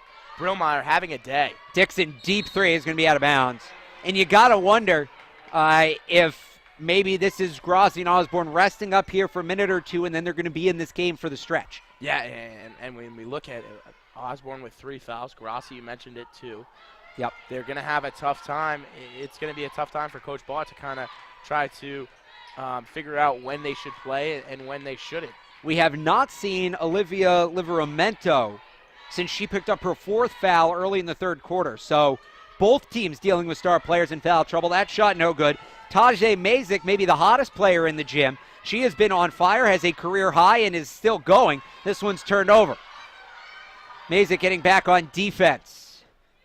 The freshman from Connecticut so far today, 12 points on 6 of 9 shooting. She also has 4 rebounds, 3-pointer. Rhode Island College, no good. Offensive rebound for Galvin. She's going to step back and reset the clock. And now I think we will really see Rhode Island College go into this shell, go into this, just take 20 seconds off before you act offense. Driving to the basket, no. Kelsey comes back. We may see the Beacons go into a bit of a key and 3 look here.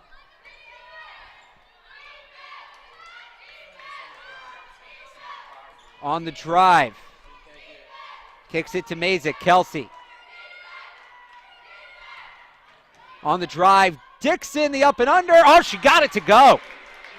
Yeah, and she's done an absolutely great job of learning when to kind of take it to the basket and kind of take her shot from three. Timeout on the floor. Beacons take the lead back. 46-45, 8:09 to go here on the Beacon Broadcast Network. The 5-campus UMass system is the university that educates the workforce of Massachusetts. We recognize that we are truly here for a reason, and that recognition inspires us and drives us every single day.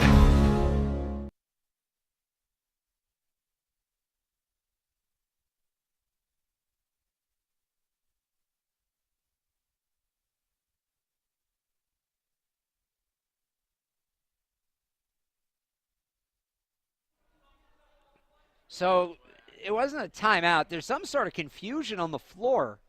Well, something different with UMass Boston than many other college teams is they have media timeouts for men's and women's basketball. And sometimes you see a lot of the officials come in here and they're very confused because they probably do a lot of D3 games, and D1 it's mandatory because they do have commercials and stuff like that. D3, not so much. And it's tougher for women's, too, because, with men's, it's the U16, the U12. The quarters kind of break it up, although, personally, I like the quarters in college basketball. I'd like to see the men switch to that format. It does add one break to the game, but it comes – you have breaks at more natural points in the game. Yeah, I feel completely different on it. I think the game goes a lot faster and a lot more fluid when they do have 2 20-minute halves. Just saying my point. Fair enough. See, I think it goes quicker with the quarters, but that's just me. Beacon's bringing the trap here in a timeout called by Rhode Island College. They needed to take it as Galvin was running out of time. 7:46 to go in the game. Beacons 46, Rhode Island College 45. We do now have a timeout on the floor. We'll be back on the other side. Paris changed my life, and I got there through UMass. Those very specific seminal moments in Paris. The subway. A man in a tuxedo walked in, and a woman in a long gown. And it was stunning. It all hit me. It was like a lightning bolt. There was this world of beauty and style that I wanted to be a part of. That was the beginning of the journey. And that all came through the University of Massachusetts. And that was really a key moment for me. It's one of those moments you never forget.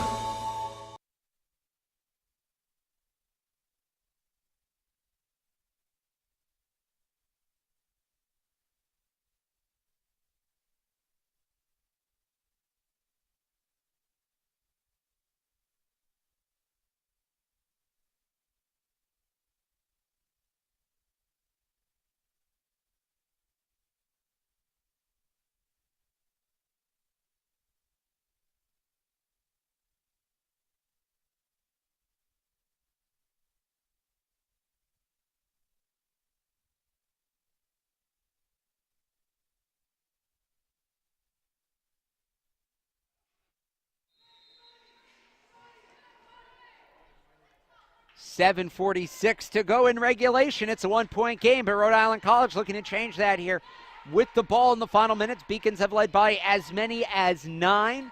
Rhode Island College by as much as 5. Free throw line jumper, no good. Rebound for Joey Grossi. Grossi not having her usual performance. She's been good, 9 points on 4 of 6 shooting and 4 rebounds. You wonder if she's going to maybe try to insert herself more in this game as another layup is missed by the Beacons. Yeah, and another layup missed by Vitel. I mean, she's done a great job of really driving the paint, but hasn't had the role that she usually has. And another air ball from Rhode Island College. Yeah, that was a deep three for Galvin. I'm not going to fault her too much for that air ball because that was from deep. Maybe the shot selection you could fault her for. Yeah. But you're right. They've been off target quite a bit.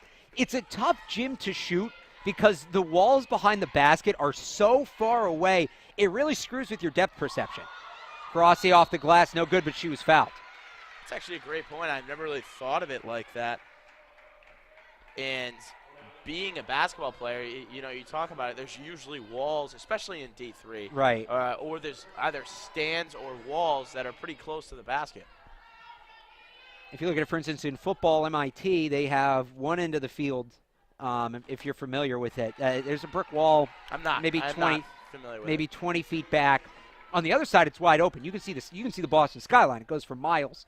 And the kicks on one end, the kicks on the closed end, it's a much higher percentage than the kicks on the open end. And part of it is the wind, but part of it is too, whether it be basketball, field goal, probably as a hitter too. You probably know this. You want some sort of backdrop. You need something to base the depth on. And when you lose that backdrop, it makes it a lot more difficult to pick up the depth.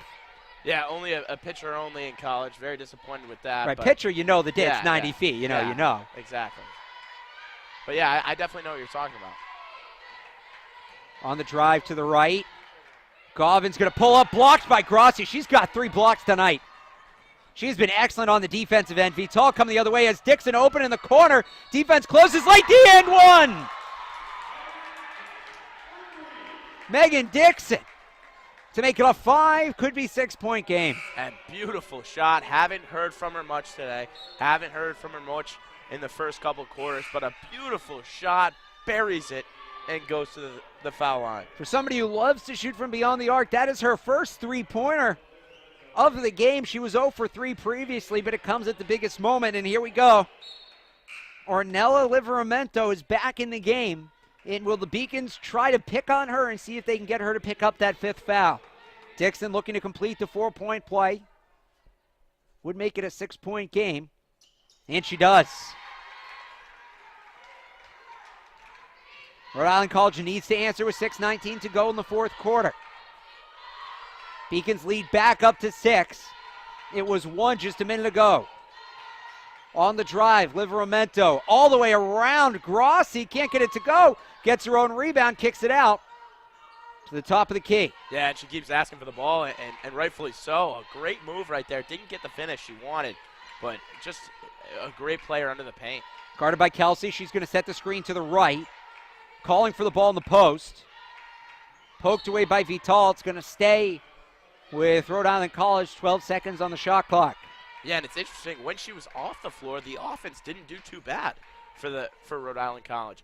And you know, and maybe that credits to the different players, you know, scoring, obviously Brillmeyer, but I think it also credits to her, obviously, other people have to pick up the scoring. Foul on the Beacons. Will be their 3rd of the quarter. Are they going to call that a shooting foul? No. Okay, I was going to say that would be a stretch to call that a shooting foul.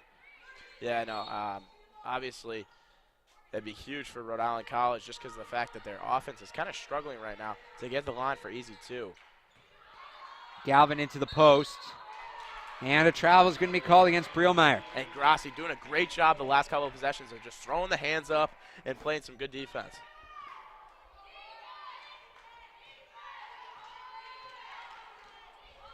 Vital with 5:33 to go in the 4th quarter. Both teams 11 turnovers on the night. Up to Grossi, thought about the 3, has the double team, kicks it out to Dixon. Dixon to the elbow, back to Kelsey. Raven Kelsey with 10 seconds to shoot. Vital back at the coach's line, 5 seconds, whatever she's setting up, it has to go quick. Drives to the basket, the turnaround hook shot, no good. Rhode Island College coming the other way, still a 6-point game. Nobody scored in the last minute and a half.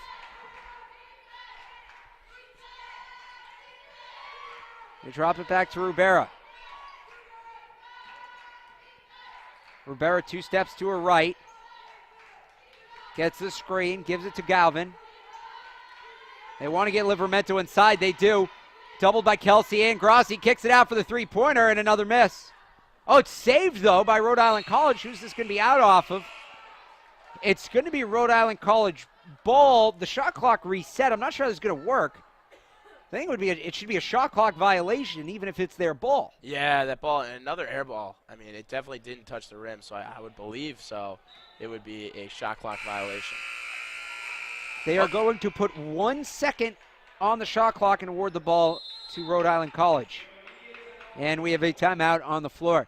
How will this one play out? We will see on the other side. 51-45, Beacons lead. The University of Massachusetts Boston. It's just minutes from downtown, and the Princeton Review calls it one of the best values in the country. A nationally recognized institution of academic excellence and research, UMass Boston offers more than 150 undergraduate and graduate programs, 16 Division III sports, and more than 100 student organizations. To learn more about the opportunities waiting for you at UMass Boston, visit in person or online. UMass Boston, a research university with a teaching soul.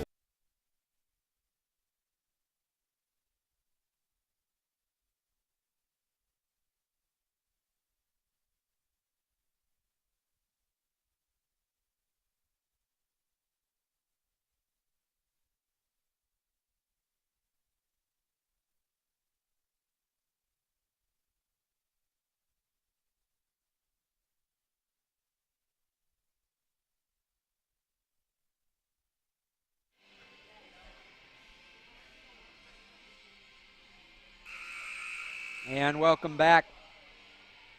So, Rhode Island College, situation going into the break. They have the inbound. They have 1 second to shoot. Trying to get it in. And it's picked off by Raven Kelsey. Mazyck up ahead. Kelsey didn't see her. Mazyck goes down. Back to Grossi. Hesitates on the three. Puts up the floater halfway down and out. Kelsey, the offensive rebound. No, but she gets fouled and she'll go to the line. Yeah, Mazyck went down pretty hard right there. I don't know. She looked like she got up with no injury, but a great move by Grossi to pass up the three and then really drive the lane. Today, usually Grossi is a great three-point shooter. Only one attempted three-pointer today. And another interesting stat is Vital only has 2 points. Last conference game, she had 0 points. Just the rim not doing her justice today. Just in general, in terms of Joey Grossi at least, feels like she's taken a more passive role in the offense. That's the first point. Scored in about 2 minutes ever since the Dixon and one. That's the first point since. Raven Kelsey hits one free throw, 52-45 with 4:17 to go.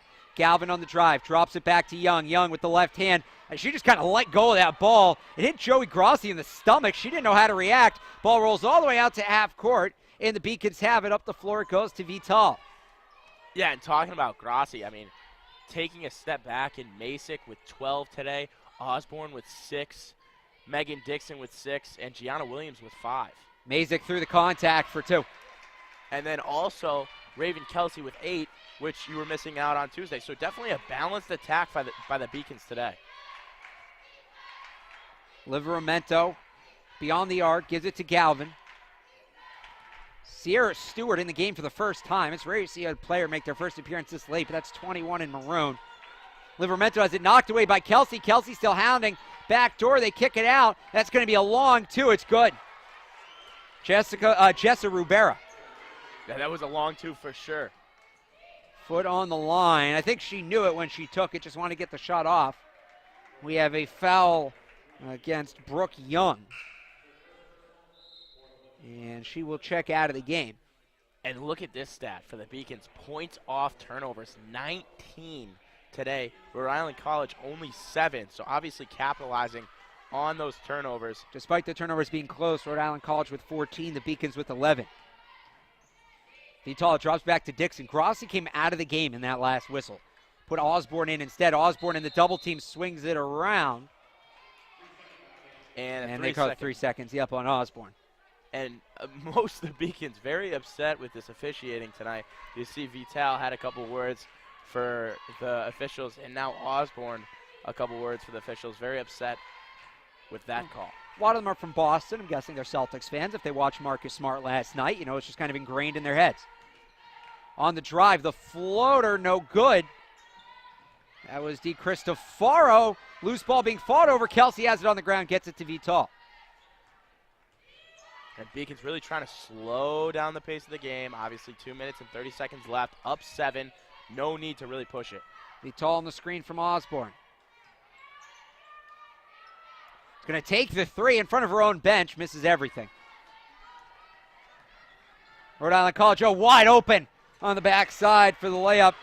Di Cristofaro. Beacon's defense just missed that one. 54-49, 2:10 to go. Bounce pass to Mazyck, cross court to Dixon, has to leap to grab it. Dixon on the crossover, gets some space, drives baseline, got it. Beautiful take there by Dixon. Obviously needed 2 points, huge for the Beacons. Timeout on the floor. UMass Boston 56, Rhode Island College 49. Don't go anywhere. Don't miss the conclusion of this one on the Beacon Broadcast Network. Celebrate the soggy shoes and the slow starts. Celebrate the lessons learned along the way.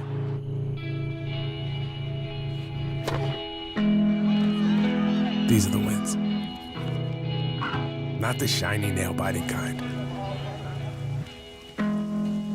These are the last a lifetime kind.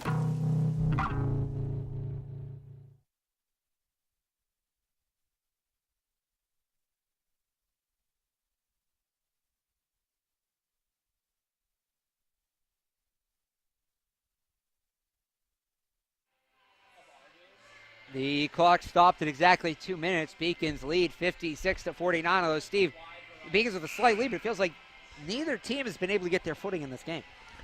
Yeah, I mean, recently I feel like the Beacons are starting to push the pace and starting to really dominate offensively.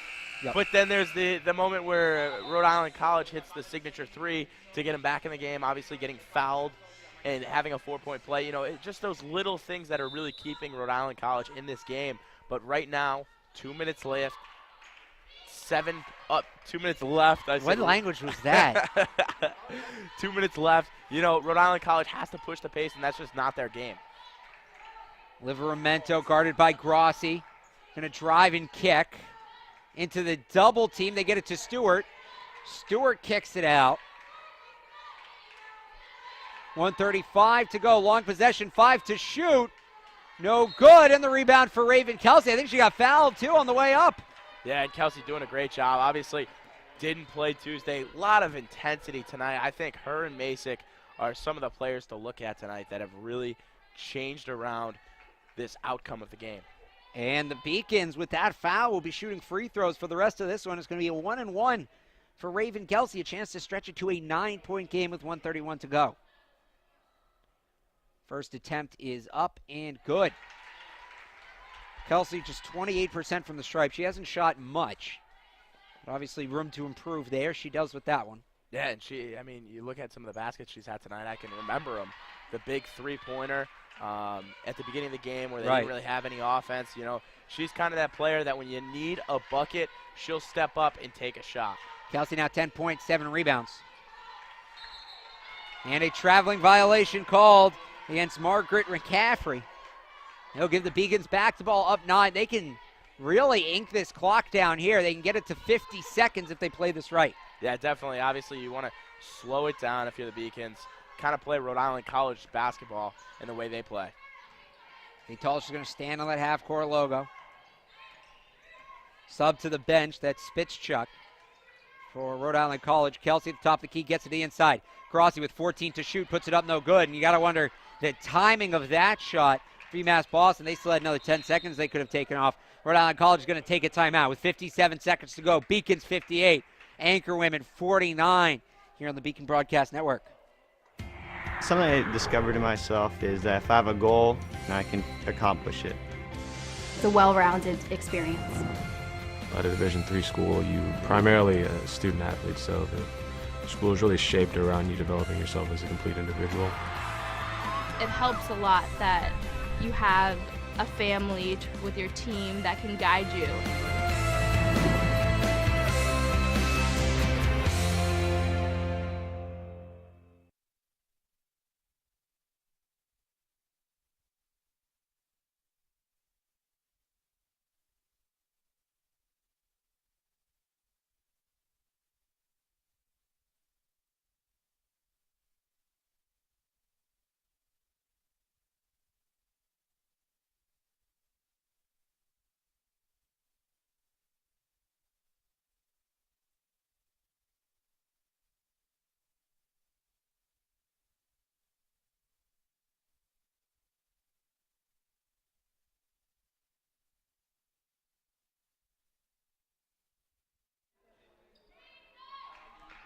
55 seconds to go. Rhode Island College needs to score here if they want any chance. Down 9, they need to score quick.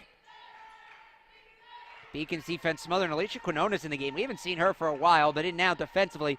Galvin's going to kick it out. Young, the three-pointer. No good. Vital with the rebound. Rhode Island College going to step up and apply the foul. Yeah, that will send Lydia Vital to the line, and that may just about do it. Yeah, I think that's about doing it. And a snowy Saturday here, and a huge win for the Beacons. I mean, when you talk about how tough it was last year in conference and this year, I mean, 2 huge wins and 1 at Keene State. It's a good start. The best start the Beacons have actually ever had. From a statistical point of view, it will be the first 7-game winning streak in program history, and it comes early in the season.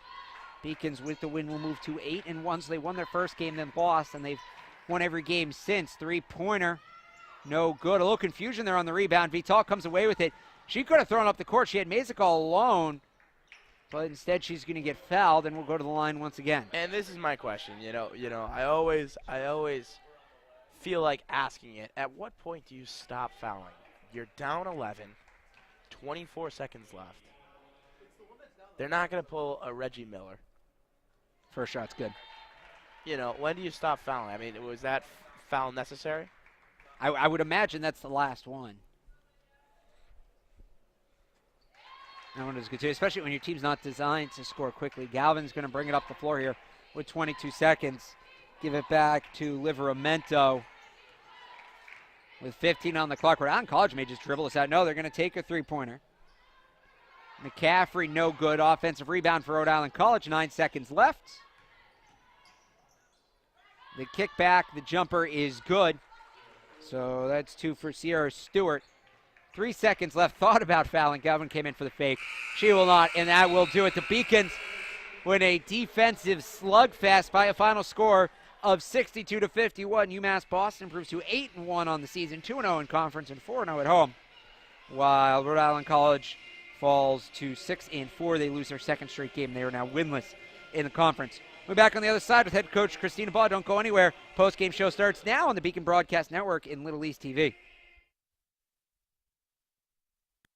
Beacons on the track! Beacons on the track! My name is Tyler Hart. Beacons on the track! Being on the track and field team here is the greatest decisions I've made besides coming to UMass Boston. When you train together in that sort of intensity, you build a sort of a bond with people who are training with you. You know, it's like on a higher level of friendship. It's like teammates, it's just a different level. My freshman year, I got a Rookie Athlete of the Year. Outdoor for my sophomore year, I was the first time I went to nationals. When I jump, it's a little difficult considering I have hereditary disorder known as amblyopia. There we go. It's pretty much just a partial blindness in the left eye. The best way to describe it is if you have decent prescriptions for contact lenses, you take one of the lenses out, and then you put your hand over the eye with that lens. That's my vision. I rely more on my steps as opposed to my visual perception of how far away the bar is.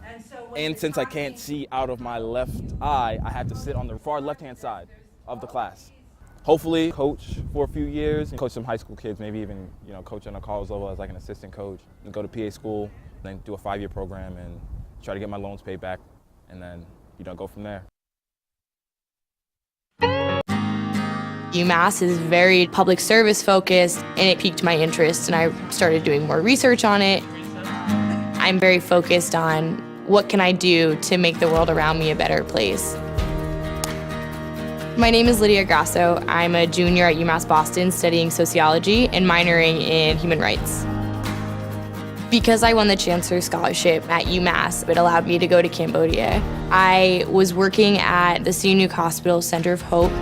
I was in the place of something horrible that had happened.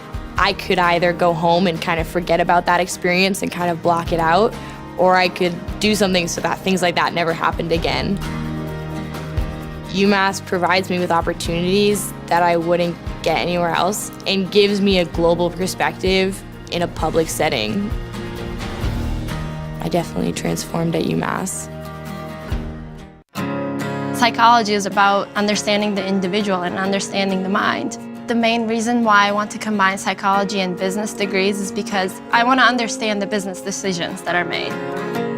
I'm Nurçin Çelebi. I'm from Turkey originally. I'm a senior at the 5-year BA to MBA program at UMass Boston. I think in management, the biggest mistake you can make is to not listen. So I want to be able to step into a company And we're back now with Coach Baugh. Coach, you're able to win despite Joey Grossi being on the bench down the stretch. How'd you do it? We really locked in late. A couple times we wanted to trap the ball screens, and we did it. Thought it was effective. You know, with a young team, I think you don't know how to handle the emotions of the tough moments, and I thought we just kept playing. I thought we stayed consistent and kept playing. So we didn't play well, but we'll take it. All right, Tahjai Mazyck had a career high. What did she do differently today? Man, she just played with so much swag and a confidence today. She did what she does well, you know. She can make layups. We've been working on that floater all week, so it was nice to see her have some confidence with it and have it show today. But she played really, really hard. You know, a big thing for us, defense leads the offense. I thought she defended, and I thought that carried over to the offensive end. 7-game win streak, best in program history. You guys have one more game before the holiday break. What would it mean you guys be able to take this win streak into that break and have 2 weeks off knowing you're playing your best ball? It'd be great, but it makes you nervous because we go 2 weeks off. So it's big for the program. You know, every kid on that bench is a part of that, and we preach that every day. It's we, not me, and I'm just really happy for them. They've earned it, and they got it out when we didn't play that well. Thank you very much, Coach. Congrats on the win. We got more post-game analysis coming up after this. Don't go anywhere. You're watching the Beacon Broadcast Network in Little East TV. Alex, it's always great hearing from you down low. Christina Baugh, great interview. Right now we're going to chuck it to highlights, today's game. Obviously, a lot of Beacon's highlights to see.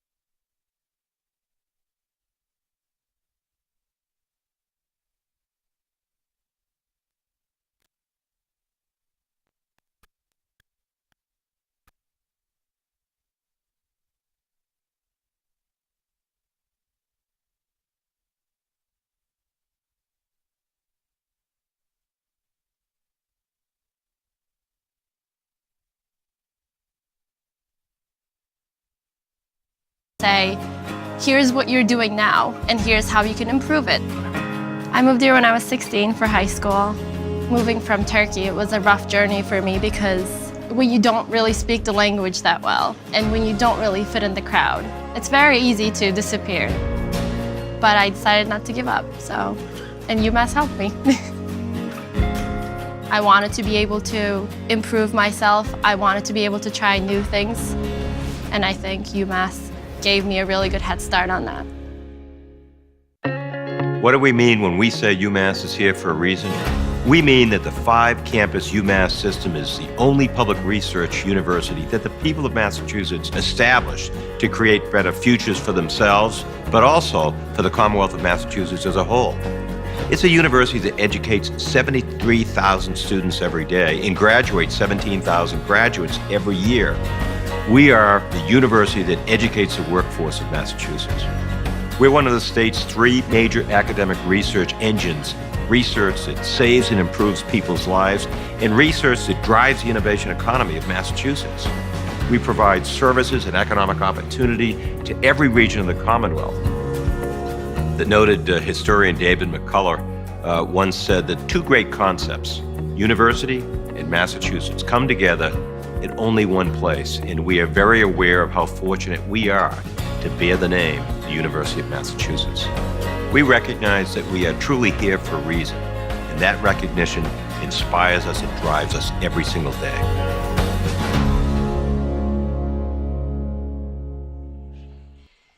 And welcome back to the Clark Athletic Center for the Beacons post-game show. You just heard from Coach Baugh.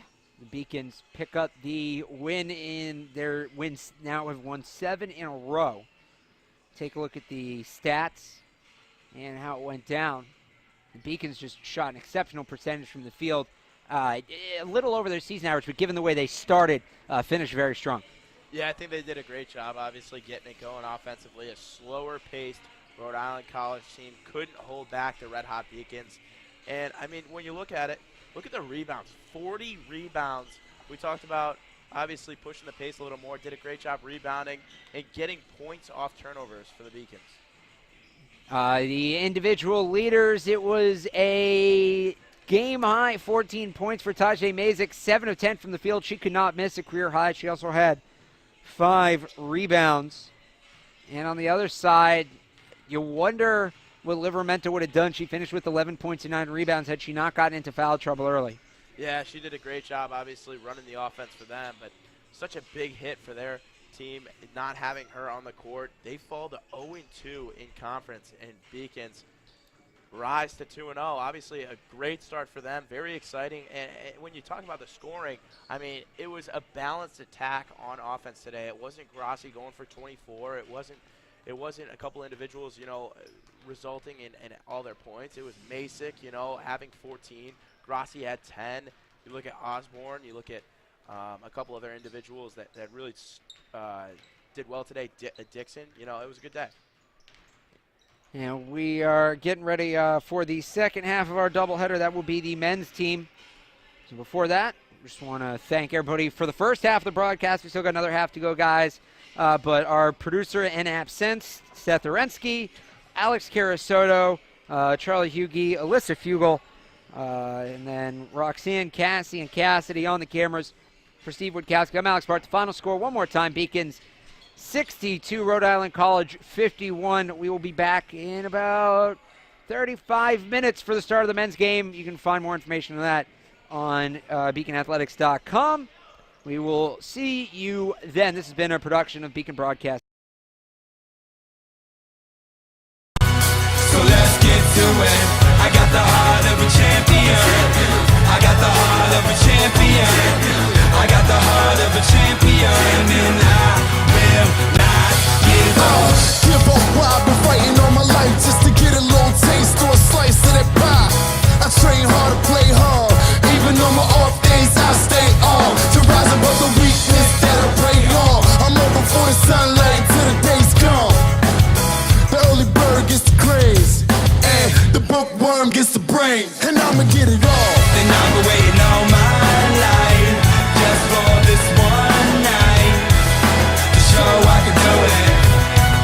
So let's get to it. I got the heart of a champion. I got the heart of a champion. I got the heart of a champion. I will not give up.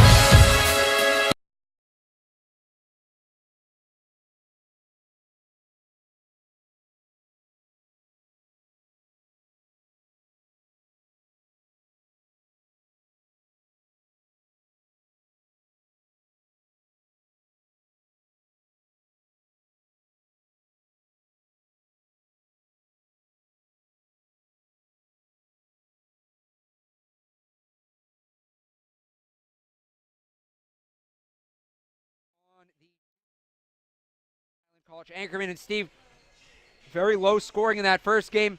Going to be a little different here.